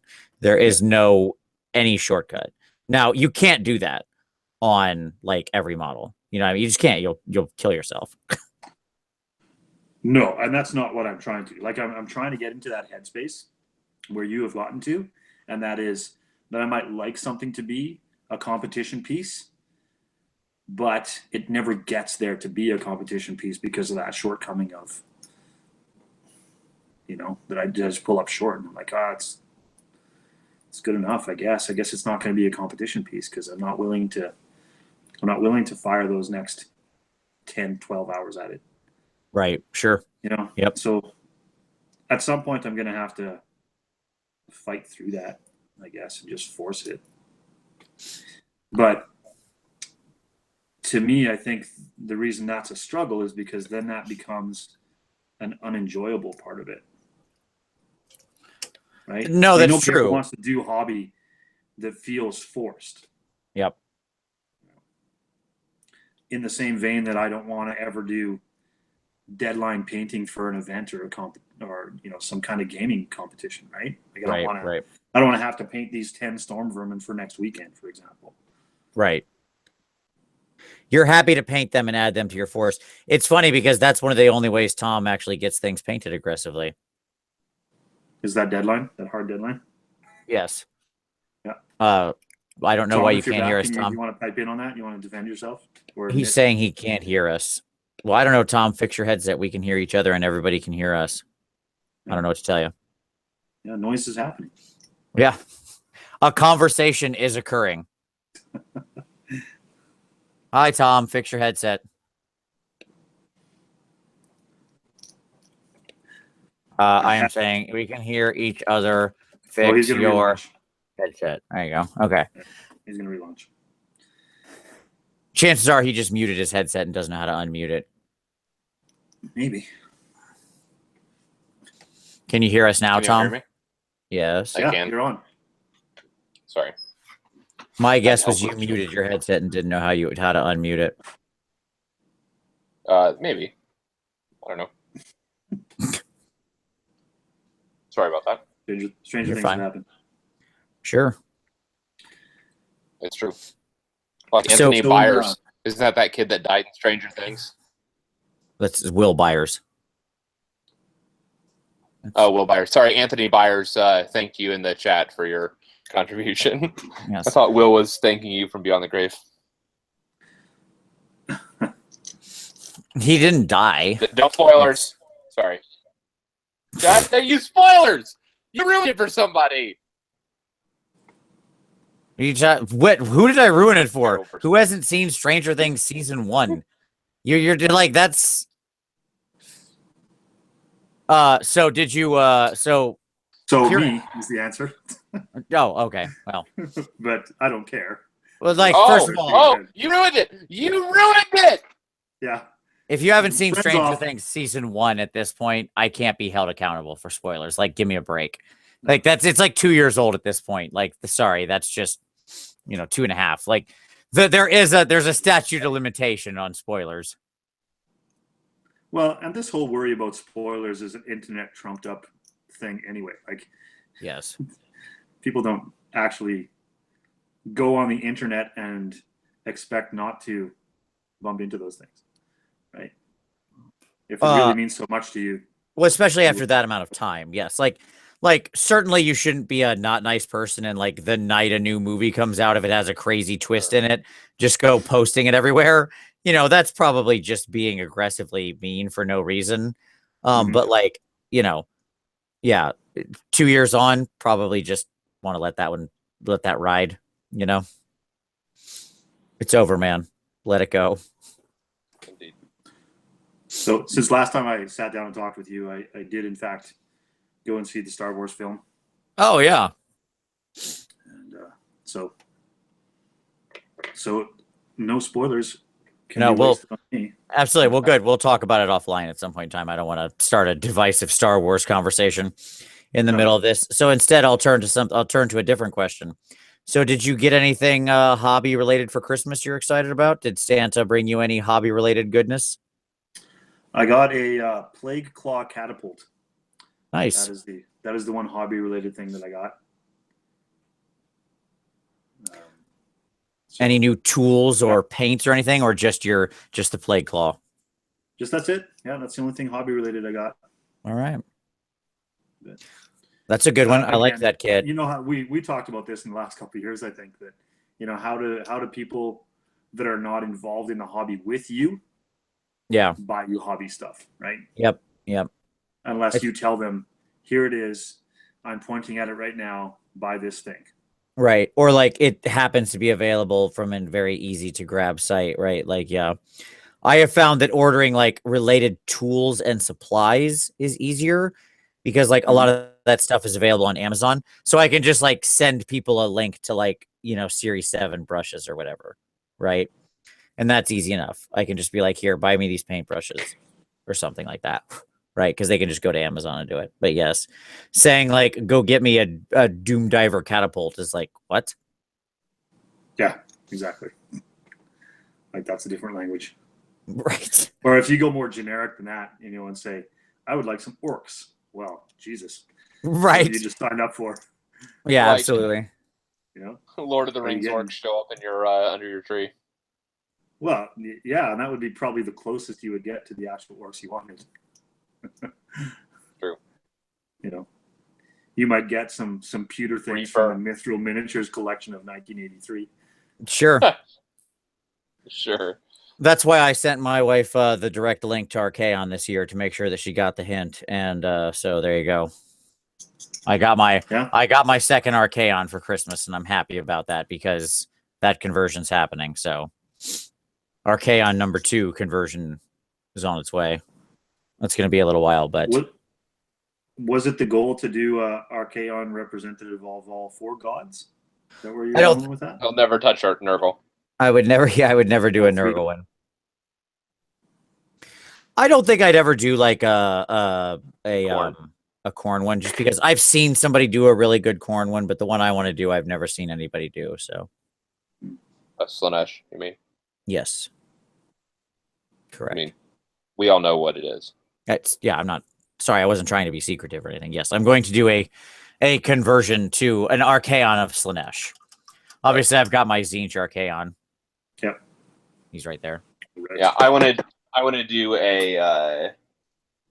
I actually want to do a Nurgle. Yeah. So does that require a bunch of extra sculpting on Dragor or Dragoth, or what's he called? Dragor? Vince? The mount? Yeah, sure. I think he's gonna do the work. I think you got to do the work on that guy. Are you talking about for me? Yeah. Like I know. I actually know the bits that I'm going to use. So for the 3 heads, like it's a very straightforward conversion on one hand. I know what I'm going to use. It's going to be a lot of cutting plastic and green stuff. That'll be exciting. I'm going to probably turn all the skulls that are in flesh into boils. Mm-hmm. I felt like that would be a pretty easy, like, just green stuffing over skulls. Yeah, you just make lumps of putty. Yep, lumps of putty and smooth those out. So I think that could go really well. And then I want to do something with the tail, and I don't know what yet. I don't like the 2 like furry tails. And so I thought about doing like a wyvern tail, maybe like 2 double stingers or something else that's appropriately Nurgle. Nurgle normally has like little squat tails. and so there's not a lot of real good options. Or just exposed. Or you see things like butts. tentacles with sucky mouths on the end of them, that kind of thing. Yeah, but that's more like Slanesh, though, right? Well, I mean, tentacles with sucky mouse, I think, is probably Nurgle. Tentacles that are just tentacles is probably Slanesh. Like all the kid, like both. In Zinch's tentacles. Everybody except Korn has some call on tentacles, right? Yep. Like it just tends to be a thing that gets thrown around a lot. Like you look at Gut Rot Spume, right? Yep. Or several of the sort of Zinch models will have, you know, some kind of tentacle-like thing whipping around and stuff like that, like holding staves and things like that. Mutalith Vortex Beasts and Chaos Spawn. Yep. So I mean, it's just. I think it's more of. I think tentacles are just kind of a chaos. Yeah, I think they're just more of a chaos thing, right? Yeah. Yeah, agreed. Okay. They're pretty universal. I agree. Yeah, I'll need to figure out something to do with the tail, but I like the major conversion work. I already know where I'm going with it, so I feel pretty good about that. I don't really have a list for him though, so he would be like a vanity paint job. So I would get the rest of my Demon Force done and then probably do him. The good news is that like my Demon Force, my scheme is a very straightforward scheme that should go very quick. So, have you, Tom? Have you gotten to the point where you have you painted models just for the sake of painting models because they're cool? No, like it needs to fit. It needs to have the game. Yeah, like everything that I do. Like let me. I have 10 Thunderers I'm never going to use. Yeah, that you didn't. That wasn't intentional. Yeah, that was intentional. Yeah. Okay. I'm trying to think. Not really. I have a Fire Slayer that I'm painting right now that I will probably never use. Does that count? Like he's one of the character models. Like I'm doing other Fire Slayers, and I just did him because I was like, you know what, for completion's sake, and the fact that I like the sculpt. So that kind of counts. It's like I'm not planning on ever. I don't have him in a list that I'm definitely running. Mm-hmm. But I mean, in general, when I paint things, like I paint things to events, and I paint things to like what I'm doing now with my Fire Slayers is it's more concept. Like, so I know the shape of this army and what units are in it, and so I'm painting to that. It's just I'm planning like that shape allows me to run like 6 or 8 different lists that I want to run. But even in that, like, there's a number of units that I'm planning on painting that I will probably not ever use or not planning on realistically ever using, like not taking to any events. So if I play with them, they'll be just for my table only. Mm-hmm. So I have some stuff that's within my kind of suite of stuff, but in general, I'm painting mostly what I'm playing. Yeah.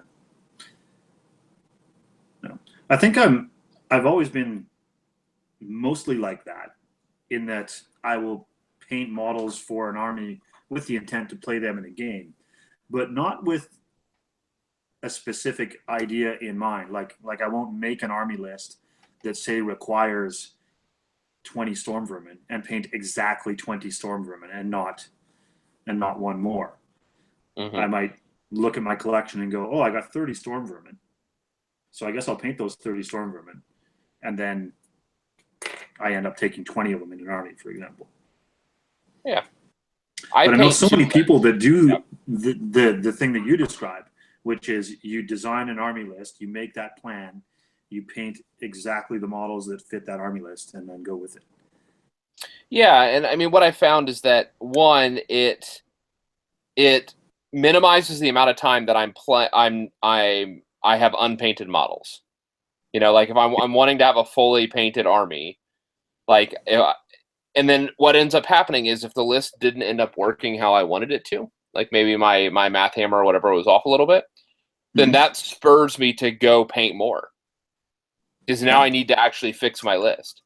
And so that means I'm going to pull out X number of units and I'm going to add in, Y number. And so that's what drives me to continue on. Now, with this Fire Slayer KO army, like this is more of a concept army. So like, I mean, to be honest, I was in the process of putting this together and starting to like do painting of it before I knew that basically both of these armies are going to be like tier 1, tier 1.5 armies. You know, like, but the reality is that both of these armies I'm painting right now are at the top of the meta. And so it's an embarrassment of riches that I have right now, because I can, you know, either of these, if I leaned into them fully, I'm at the top tier of competitive play. It's just two different styles of lists. And so, but I don't know that I'm ever going to paint enough pure Fire Slayers to be a full pure Fire Slayer list. Just because, like, did you see the freehand that I'm doing on my guys? Yeah, your lava shoulders. Yeah, the lava shoulders. Yeah. Yeah, and so like I'd have to do 120 guys all free-handed like skin. Yeah. And that's a lot. Like I'm finishing up, like I'm well in, I don't want to say I'm finishing up. I'm well in to my first 30. So I'll say that. Like, so I'm going to make progress on those, and I'm hoping to have the other 30 done by the end of January. Okay. So I'll have half of that done, and then I need to fill in some holes of other units preparing for Holy Havoc, or Holy Wars in February. And then for Adepticon, I don't have a lot to paint between Holy Wars and Adepticon, so I'll probably like continue to fill in some holes and stuff like that. And then the question is do I really want to push for a full fire? Like NashCon is a double list event, meaning that like you take two full 2,000 point lists. They can be, you can have overlapping units, or you don't have to have any overlapping units. So it's like a transformational sideboard, or it can be at the least. same faction still. They don't have to be. Oh no, okay. I don't think so, right, Vince? They didn't have to be. Like we did. Or did they have to be?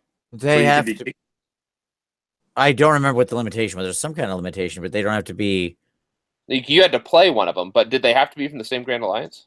They had to be from the same Grand Alliance. Yes, I know that. Okay. Yeah, so they do have to be from the same Grand Alliance. But I think that was it. I think it was just Grand Alliance. Like I was trying to think of mini faction. Like, could you declare Tzeentch in one and Slaves to Darkness in the other, or something like that? If I remember right, the answer to that is yes. Yeah. Both had to be chaos. Yeah. Yeah, they both had. So the answer is yes. You have to stay within your Grand Alliance, which isn't a problem. I mean, KO and Fire Slayers, like my two armies are actually allies, so their aesthetics are all meshed. So that's the advantage of my armies, is that I can put them all on one board, and they actually all they feel like the same thing, even though they're completely different armies. And they're all that was the advantage of doing the conversions on the fire or on the KO that I wanted to do, because now I can actually put Fire Slayers in there, and it looks like just all the pirates have taken off their armor and are running around naked with a bunch of runes pounded in their flesh. So, and the scheme obviously carries that a long way as well, with shared colors and basing and all that. So, yeah.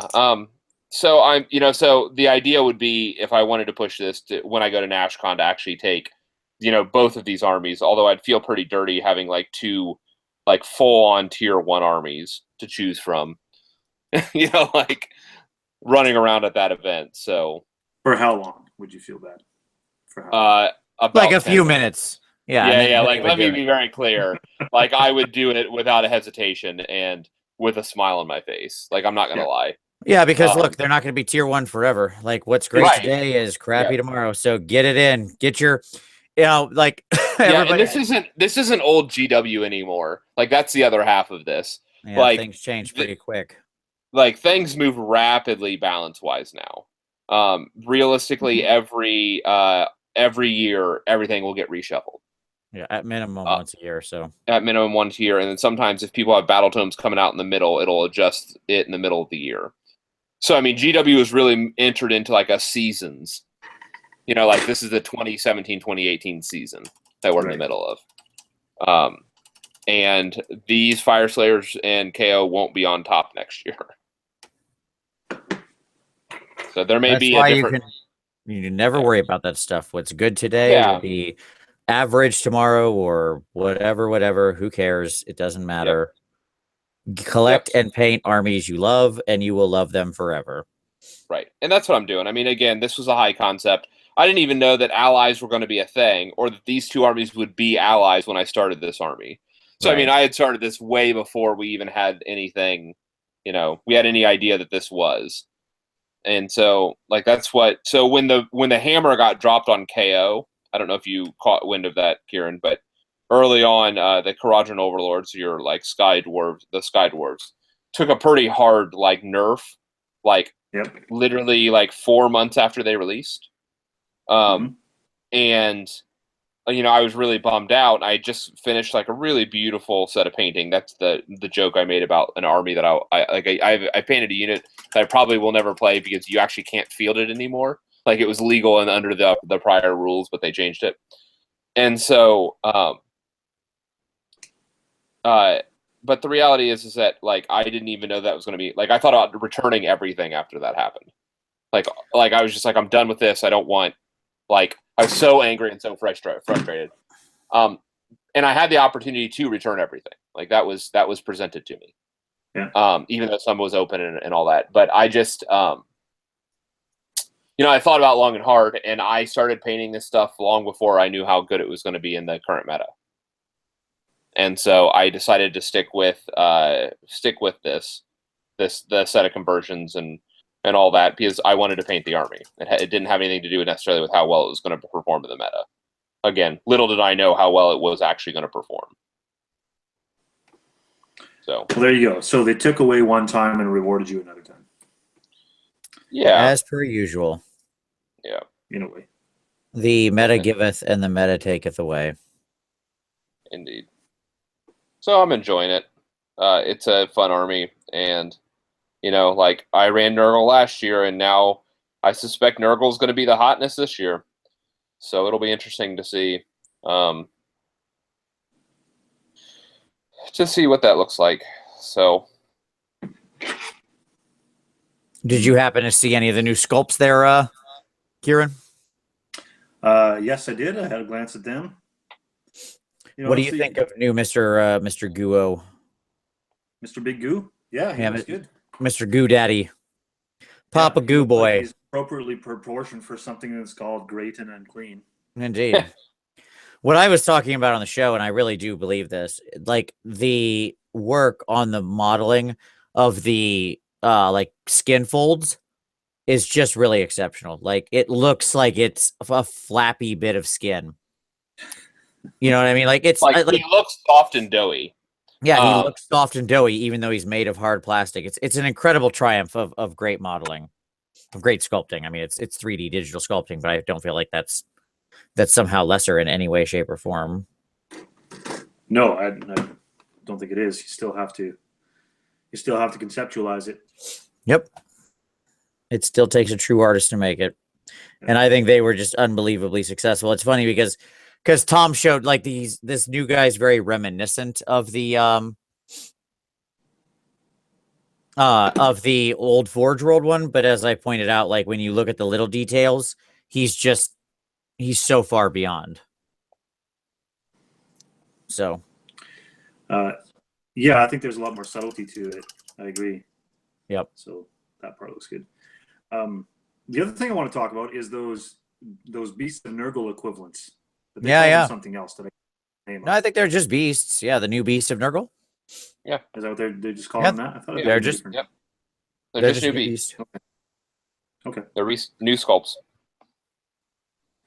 Yeah, that's something they had a couple cracks at in the past that I thought failed a little bit. Like the original ones were just slugs. Yeah. Nothing more than. And that was one that was loaded up with tentacles too, because its maw just opened up and had like 6 tentacles coming out the front. Yep. Wiggling around.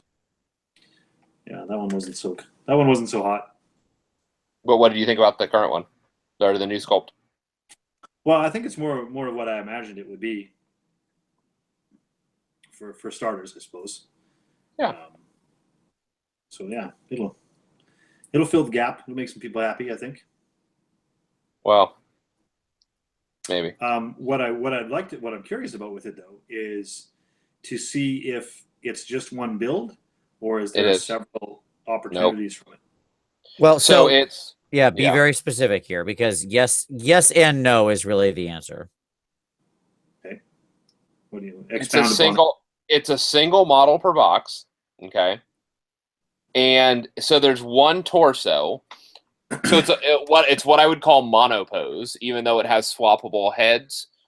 Are a single arm. One of the arms is swappable, and it's tummy, it's guts. So those three pieces are swappable. Everything else is a single sculpt. Okay. That's what it looks like, at least. We haven't seen the sprues yet, but yeah, the current look is like basically, excuse me. The current look is basically like there's sort of a core, like torso and arm piece, and then into that you set the gut, you set the head, you set the arm, right? And you've got different choices there. Does that make sense? Okay.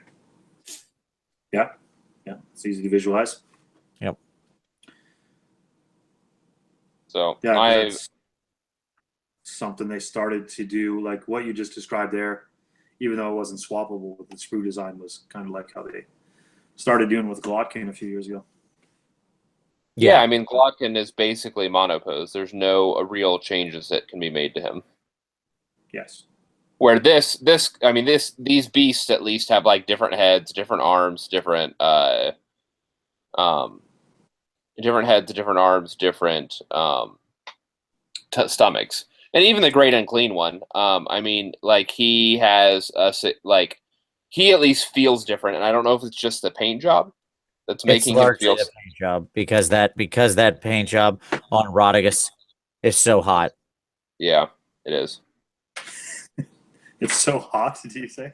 Yeah, like I'm serious. It's like, look, you know how much I hate Nurgle, but I can respect a good paint job with some awesome color choices when I see one. And like, this is an A+ paint job, color choice wise. Here, I'll bring it up and I'll show you. Give me just a second. Sure. Because it's totally left of center of everything that you generally see out of Great Unclean ones, right? Yep. And that's way too tiny. That's just a zoom in. How does this guy not have a good picture? I can pull one up if you need me to. I'll find him. Give me a second. Like, I have the file of all the pictures on my desktop. I got it. Okay. It just took me a minute to get to the right article. All right, so here's what the special character Guo looks like, and I love the, like, again, this model's disgusting and horrifies me, but I have to respect a good paint job when I see one, right? Yeah.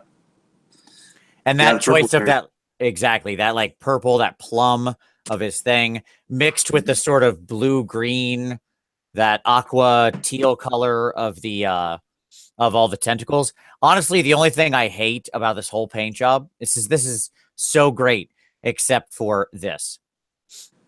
He mixed like earthy green with, seafoam green. And I generally find that to be a very uncompelling combination.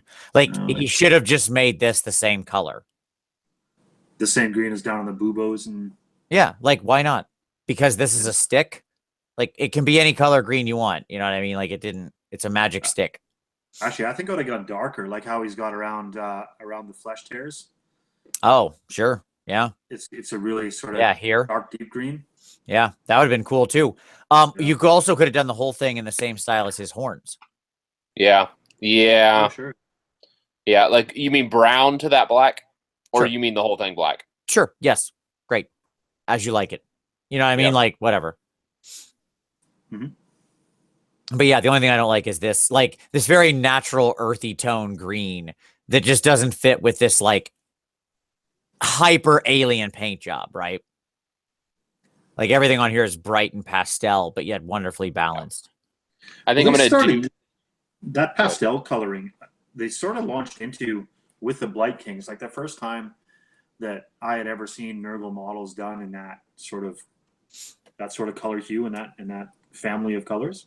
Was with the Blight Kings with Gut Rot Spume and his wriggly tentacles, and they sort of turned him into a bit of a nautical thing. And I think that's where that color kind of came into play. That seafoam green.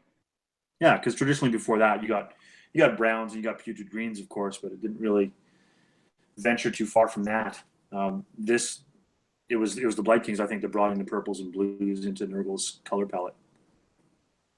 Yep. I mean, I went heavy into purples in mine. Like in all the gut like internals for my Nurgle is like scorpion green, and so I went like with lots of purples in the flesh. And even when I did greens, it was always scorpion green on the interior, which would always like contrast based on saturation or whatever. And I love it. Like I love the purples. Like my plague bearers are like a white purple, like a bloated white purple, and the tears go to like a red, like a deepish red purple. Nice. Yeah, and so I'm looking forward, and they're really easy paint jobs because most of it is just Zenithal with Druchii over it, which does a great job. And then a little bit of dry brushing, a little bit of airbrushing to smooth things out. Oh, don't apologize for that. Many a zombie army has been painted in a similar way, where it's just a wash color over the same kind of putrid undercoat. Yep. Yeah, so I'm looking forward to these demons because I think I pounded out 30 plague bearers in like a week or something like that when I did them the first time, and so I'm looking for I have another 60 on sprue right now, so I'll probably go the full 90 plus all of the new demons, and it'll be fun. And I think I'll move them very quickly. Yeah, it'd be great, and fun to paint, right? Yeah, I've enjoyed painting them. As repulsive as Vince is by Nurgle stuff, I actually really enjoy. They're a fun kit to paint. Yeah, I think it's a good as well, maybe not as good as Space Marines are for 40K. I think Nurgle is very inviting for fantasy fans because they can paint something monstrous and feels like it's in that realm, and it's a forgiving paint job, right? Yep. I don't think that you can certainly lavish some extra detail on all those little pus things and make them glossy, et cetera, but but I think you can make a lot of mistakes and it's okay. Yeah, they blend in. I absolutely agree. A lot of beginning painters and a lot of experienced painters love Nurgle because it gives it's honestly a pretty wonderful, again, understanding that I hate it and everything about it and believe it should be struck from the earth. It's a pretty wonderful aesthetic for both, experienced and new painters, because new painters can largely use very simple techniques like dry brushing and washing and stuff like that, achieve amazing effects. But also the texture is fantastic. Yeah, but also high-end painters can do a lot of extra, as you said, bruises and tearing and flesh and damage and stuff like this, right? And it's very compelling. So everybody wins. Right, it can look good with very simple paint jobs, and it can look amazing with very great paint jobs, as Soper has, as David Soper is, and Richard Gray have proved, in the last two Golden Demons. Right, I don't know if you saw Richard Gray's Nurgle Terminators, but I mean they were freaking fantastic. No, but the David Soper one that you referenced, I certainly remember. Yeah. Yep, exactly. Yeah, I mean his gut rot was just freaking fantastic. His new Death Guard was, also equally amazing. Speaking of his new thing, I meant to tell Paul before he left, but I never got to. One of the things that I got for my hobby tool for Christmas came out of that Soper article. It's right here. It's these guys. The designer's gauche. Yes. So it's it doesn't mean left, does it? No, I don't think so. They're spelled a little bit differently. As you can see, from, because this is kind of what they look like. They're I think it's actually pronounced gouache. But I had never heard of it before his article, but then I went and read about them. I guess they're the easiest way I could describe it is they're a heavy body watercolor. Oh, okay. Okay. So if you think of the way if you think of heavy body acrylics versus acrylics, right? It's the same sort of relationship. They reactivate because they're a watercolor. They never really set, right? Yep. Until you seal them in some way or something. So you can keep reactivating them. Which I'm very interested to play around with because I think there could be some real fun potential there as far as blending goes. Yeah, exactly. Now you have to be very careful because if you take a brush over something unintentionally, you could just pull up a whole bunch of paint and really cause yourself some problems. but I've watched a bunch of tutorial videos on how to use them, and it seems like there's some really interesting potential here. Now, he used it largely for weathering on that model, right? Because he used it to do like rust weathering and stuff, because he could put a little bit on and then keep reactivating it and sort of reducing it and smoothing it out to just like get a very light touch weathering effect, right? Which is interesting.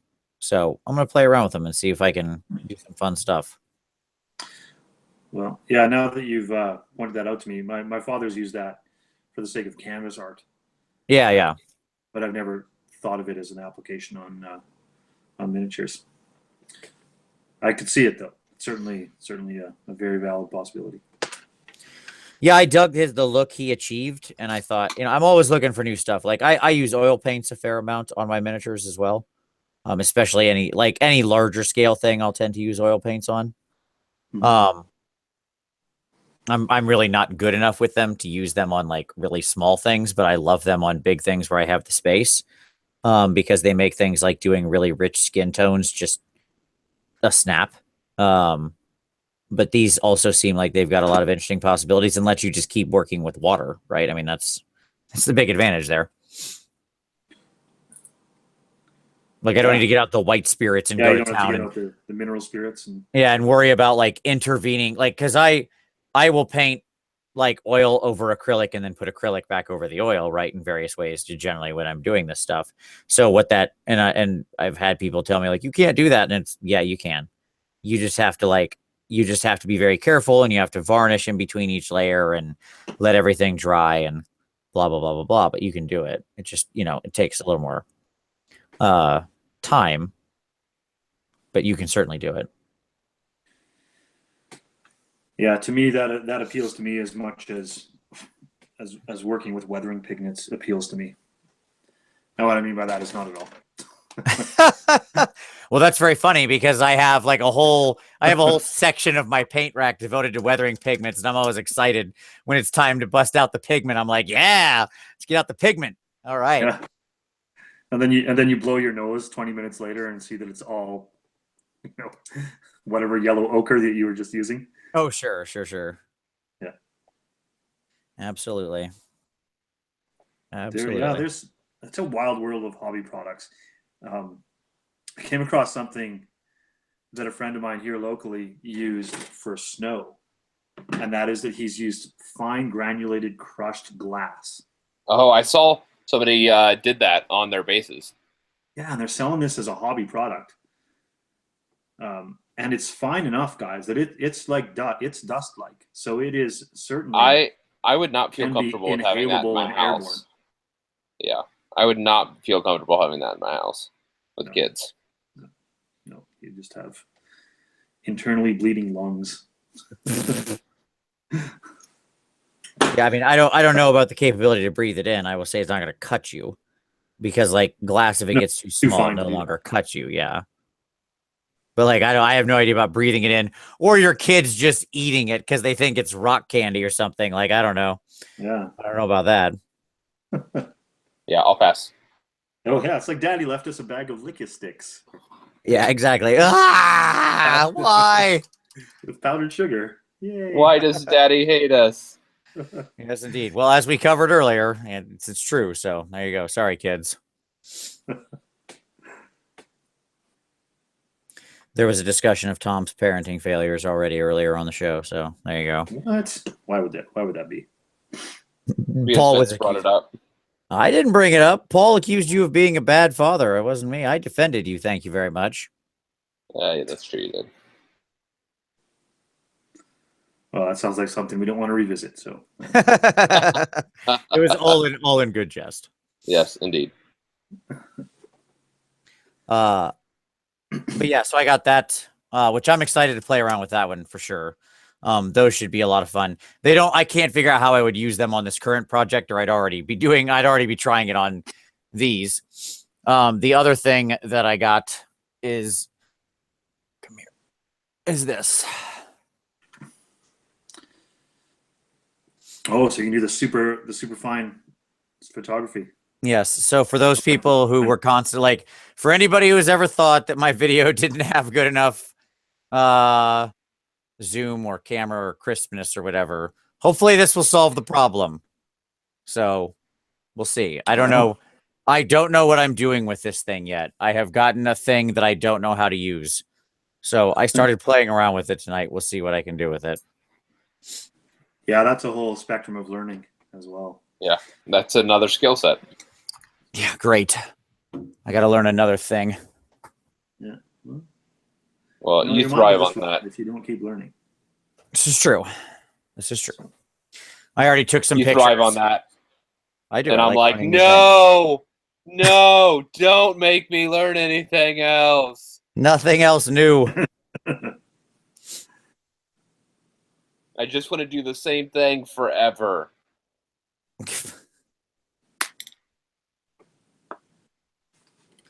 So I don't know if it'll be the next video that I have. I do not know for sure that the next hobby cheating will necessarily be shot with that camera. We'll see. That might be a bit quick, but very soon I'll switch over to doing all my tutorials with that camera. So. Well, and you might be able to do some finer stuff with just still photography with that too. Like you could focus in on like the left nipple of one of your Slanesh girls, for example. If somebody desires. Crazy. It's crazy, dude. I just realized it's locked on me. So I'll show you. Here we go. I took some sample. The left nipple. No. I'm gonna share a picture now. Okay, so here we go. So this is a picture I took with this earlier, right? Now this is just me taking pictures. I have no concept of like how to properly white balance everything or mess with settings yet.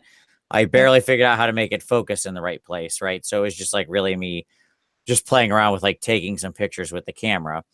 But and like this is with the this is with the new camera or with this is with the new camera. Yeah, this is with the new camera. Okay. And like how's that? Is that zoomed enough for you? Yeah. Like, I mean, that gets is in there pretty good. insane. Right? Because from way out, you can't tell that chain around her leg is right. Yeah. No, that's super tight. And I don't mean the pants. Sure. Well, they are too. Dallas had some very tight pants sculpted there, but you ever want to see how bad your blends are? Boy, oh boy, just zoom into this level, right?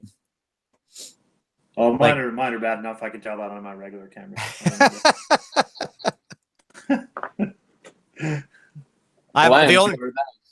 The thing that made me happy is that like when I zoomed in, I was like, oh wow, that flesh still looks smooth. Like I was like I got into this range right here where this is like huge on my screen and this flesh still looks smooth. Like I can't see the transitions. And I was like, excellent. Success. I did it. Those hours and hours of blending that flesh was totally worth it. I can zoom into any level and it doesn't, I don't see any transition lines.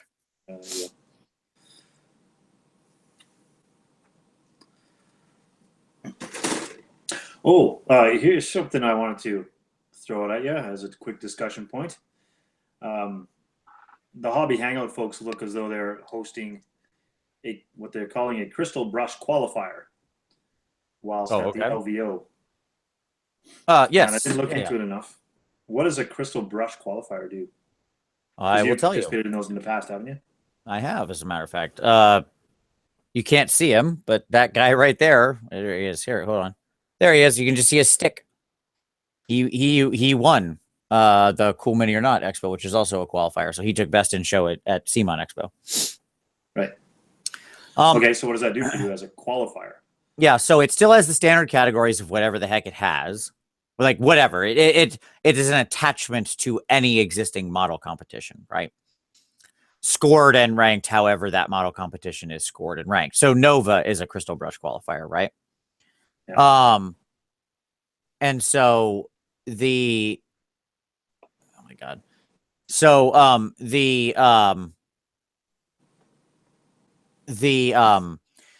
In other words, like if it's an open competition, they'll still be silver and blah blah blah, or like silver medals and gold medals or whatever. If it's a top 3, it'll be top 3 in bike categories or whatever it happens to be. However, whoever takes best in show gets either a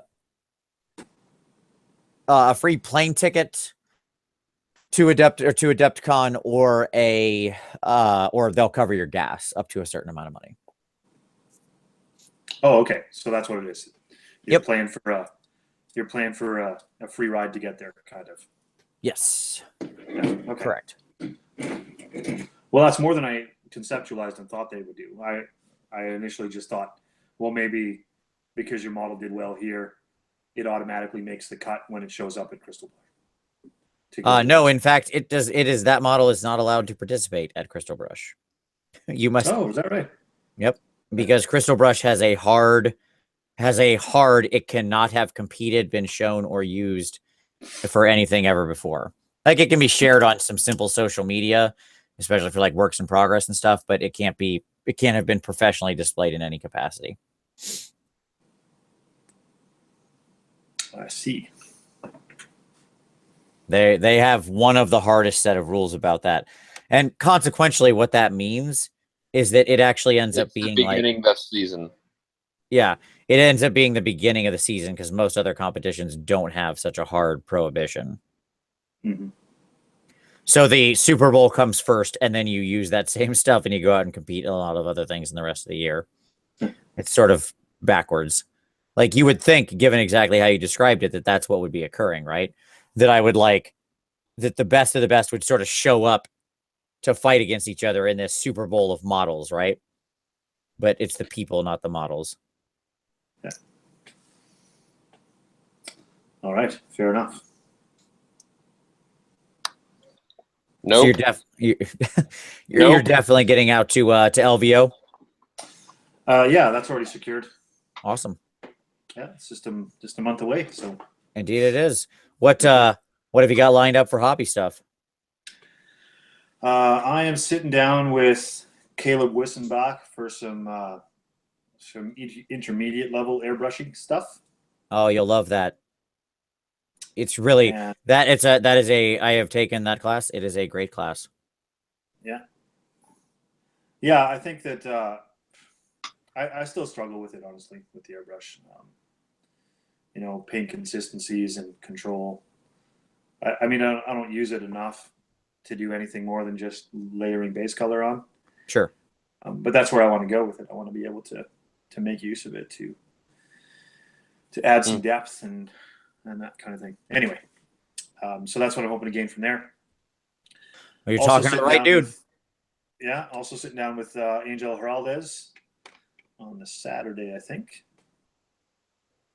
And, are you doing his airbrush class, or which class are you doing with him? Yeah, his is an airbrush one too. Awesome. Do you know what is he doing? Do you know what he's doing with you? Are you doing a particular bust in that? It's probably armor stuff, I would think. Okay, because he does a flesh bust class too, which is really good. I've taken that one before. His airbrush bust class, and that is I've only ever taken one Angel Giralda's class, but it's really good as well. He's a good instructor. He doesn't speak a whole lot of English, but it's been getting better over the past couple of years. But nonetheless, he's still a really great teacher despite that. Good. And then I'm also sitting in with Matt DiPietro. Excellent. Yeah, and he is talking about texturing, I think, is the main topic. Adding texturing. Nice. Which could be a big broad spectrum in itself, but sure. We'll see how he presents it and narrows it down. Yeah, either way, from my experience last year at Adepticon, any experience is good experience for me at this point. I don't know enough about the myriad of techniques of painting to think that I cannot gain from anybody of that quality. Oh, sure. Well, I mean, I think Matt's probably my favorite U.S. painter right now, to be completely honest. Mm-hmm. His Ice Fisherman of Titan was, one of the best pieces I've seen in the bust category. I loved it. It was like the emotion he managed to capture in the piece was just fantastic. And it was a tribute to his dad and stuff like that, because his dad was in the space program involved in that. And so it was such a great piece, and it was obvious his sort of love and care with it really communicated. Yeah, I think I remember that piece too, and I agree with you. The soft textures that he adds to that kind of thing. Yep. The scale of the fish was masterfully done. It was amazing. You know, catching light onto that was really well done.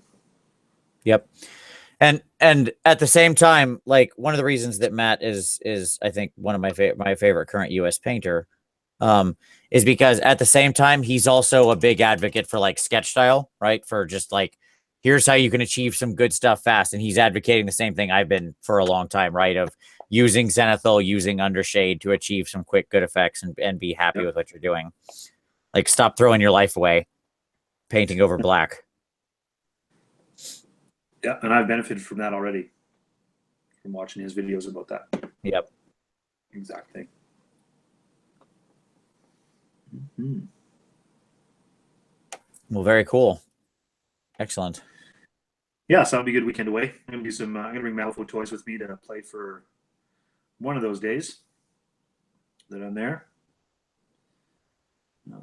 Also going to tie it in with a little bit of a sports holiday. I got some tickets for a hockey game on Thursday night.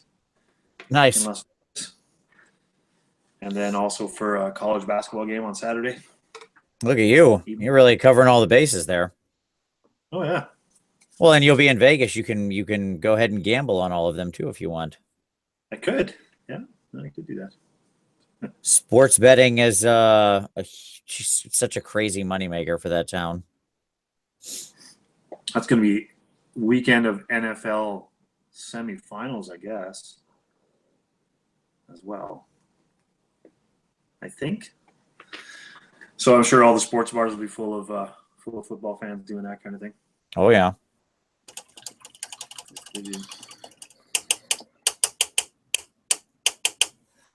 All right, I have to focus here a little bit and understand which halberd arm goes with the other arm. Because now it becomes important. I can't just slap these together haphazardly. Sure. There's one particular bit that has to go with a different bit. That incenses me. Like, it's how GW does all their modern kits. And it's just so frustrating compared to like what they used to do, where you could just like mix and match anything, and it's really frustrating. Well, kind of means that, like, I used to be able to just cut off all the bits from the whole sprue, right? Yep. Just have them in a pile, like left arms in this pile, right arms in that pile. Yep. Now I gotta be careful. That's why I like building my Plague Bear kits, because they're still kind of like, whatever. Anything goes after the tummies are attached. Heads and arms. Go at it. I mean, yes, but there are limited, like, that has a good and a bad, man. Yeah. You know? Like, a lot of the dynamism and incredible things they're able to achieve are because there are limited options. Yep. Indeed. And like, these Necromunda chicks are a great example of where they do both. Because what I mean is, like, you start with a basic torso, but then there are still like 4 different weapon arms on each side that work. But there are specific 4 out of the 20 weapon arms that are in the kit. Right? Right. Yep. So, like, you still, and you can combine different heads with different hair, and all the heads are roughly interchangeable and so on and so forth. So you can still get a tremendous amount of variation, but there still has to be, like, some patterning. Yeah, there has to be some patterning because, you know, like Clackhouse just mentioned in the comments, I like that everything fits perfect now. I mean, that's a great point, right? When you could just kind of slap anything anywhere, you did get some imperfect fits, right? Like, that is simply true. Mm-hmm. Yeah, that's true. Indeed. So, I mean, as with everything, there's good and bad. You know what I mean? Like, that's... I do not disagree that, like, it was fun when you could just make little, you know, Skaven, like, the little monkey rats that could just be put together, you know, the gutter runners or whatever, night runners, they could just be put together in any way. or like you're the famously the like Mordheim warrior kit, right? The Empire. Yeah. Um, what are they called? The Empire. militia. Yeah, the militia, like the Free Company or whatever, Yeah. right? Like that just came with all these bits, and it was just torsos and legs and arms and stuff. Like, sure, those are fun, but like in the end, those guys are all pretty samey, They're even limited. when they're Yeah. different. Yeah, it's a much more limited thing than what you could achieve with like a Blight King, right? Right, which a Blight King is a good example of that mixed format. Mm-hmm. Indeed. Well, this isn't going to slow me down a whole lot, honestly. It's like you just got to make sure that because you're mounting this halberd and both arms got to be attached at the same time that you've made the right choice in the first place before you start putting glue to things. If there is one thing I have always hated and will always hate, it is two-handed weapons. For this reason? Or more two-handed reasons? weapons. Yeah, because they're also hard to like. They block off part of the model unless you leave them separate or leave part off, right? So then you got to track, you got to sub-assembly them. They're very hard to make fit right? Because something will be slightly off, right? Like the hand won't be perfectly holding the halberd. Totally is. No gaps. Good on you. I would like to say all 40 of my storm vermin are perfect fits, but that is a lie. And I used every single one-handed halberd arm that came on the sprue, man. Like if it was for that. everyone. I was thinking about that too, but limitations. Can't do them all that way. You can if you're buying from the bit site. Let's recognize here. There's different sprue. Halberd arms on different sprues. Okay. Uh-oh. That's another thing that annoyed me about this has always annoyed me about the sort of traditional Space Marine, right? Like the traditional Space Marine guy who's standing there with like the bolter crossed in front of him, and it's like sitting in his other open hand. You mean the one that, I gave you a bunch of? Yeah, which is fine, whatever. But like, he didn't need to be like that. He holds his bolter in one hand, like whatever. Like he can walk with it in one hand. I understand he fires with holding it two of them, but just more single-handed bolters, please. Keep the model open. I can paint it easier then. Well, I remember building many of those things in my career, and not enjoying much of it. But what I do recall is that the bolter was certainly done as a separate piece for exactly the reason that you described. So you can sort of dry fit and see where it's going to sit, and then glue in both arms, so you have the chest piece still exposed for you to paint. Then if you paint the bolter separately, cut off the gun stock, and you can plop it on. Sure. Some of them are like that. Some of them are more like the arm is attached to the bolter, and then the other hand is just like this, and it holds the stock, or it holds the like clipper. Oh yeah, that's what they did with all of them, because they all had that cupping hand, right? Yes. Yeah.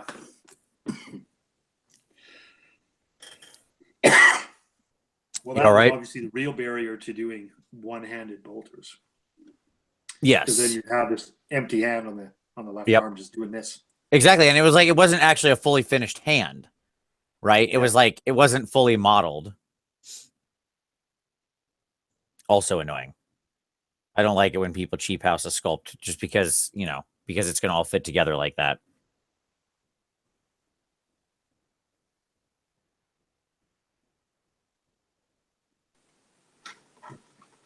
But hey, that's why I don't paint Space Marines. So there you go. One reason amongst many. One reason, yeah. There's many reasons to not paint Space Marines. Absolutely. All those wonderful sisters, by the way, the like I was mentioning, Celestine and the Germania, they're all like open, to like two hands or hand in this bolted pistol and the sword or whatever like that, right? So it's fine. Are they ball and socket joint for the shoulders though? So you can. Oh God, no, they're a nightmare. They are a nightmare. Like, I mean, I can't even explain. They're the back top shoulder, like the shoulder is connected to the collar, is connected to the a ring of hair Oh, okay. that plugs into the face to make the full hair cut. Does it hide the seam though? Well, It's not bad if you're careful with it. Right, because that's where they've gone instead, right? They incorporate model parts that aren't naturally the same thing for the sake of hiding those seams, and I appreciate that for the end product of a model, but obviously cuts away customization entirely.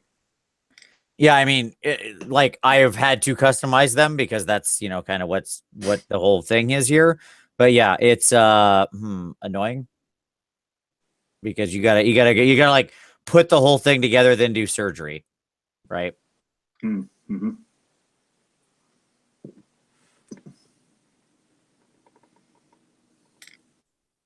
But yes, they're crazy models. indeed. Okay. Well, my Eastern time zone compatriots, if you look at your clock, you'll notice that it's nearly midnight in the Mountain time zone. Yes, indeed. So I'm going to go do some pretend celebration for a little bit. Sure. That's okay. I think it's about time we call it anyways, because it's about Indeed. 2 a.m. I was looking at the last 10 Fire Slayer hair, and I'm like, yeah, it's gonna have to wait till another day.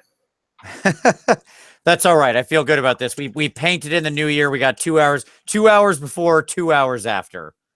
We'll call that successful. Good balance. Yeah. Absolutely. There you go. We have perfectly split this between 2017 and 2018. So there you go. So Kieran, appreciate you jumping in, buddy. Yeah, I'm going to say farewell from the past. Next time I see you, we will be in the same chronological year. There you go. Indeed. I look forward to it. Indeed. All right, for everybody out there, I hope we gave you mildly interesting things to listen to and you got some stuff painted. Of course, we wish you a happy new year, a wonderful 2018. May all of your hobby resolutions come to pass. I hope everybody has a wonderful year in their own personal hobby journey. Thank you all for watching. Thank you all for coming along. We'll see you more this year. Yeah, because I was going to say next year, but it is this year now. I can say that. I'll see you next year. There you go. year. There it is. All right. Have a good night, everybody. We'll see you next time. Good night. Night, folks.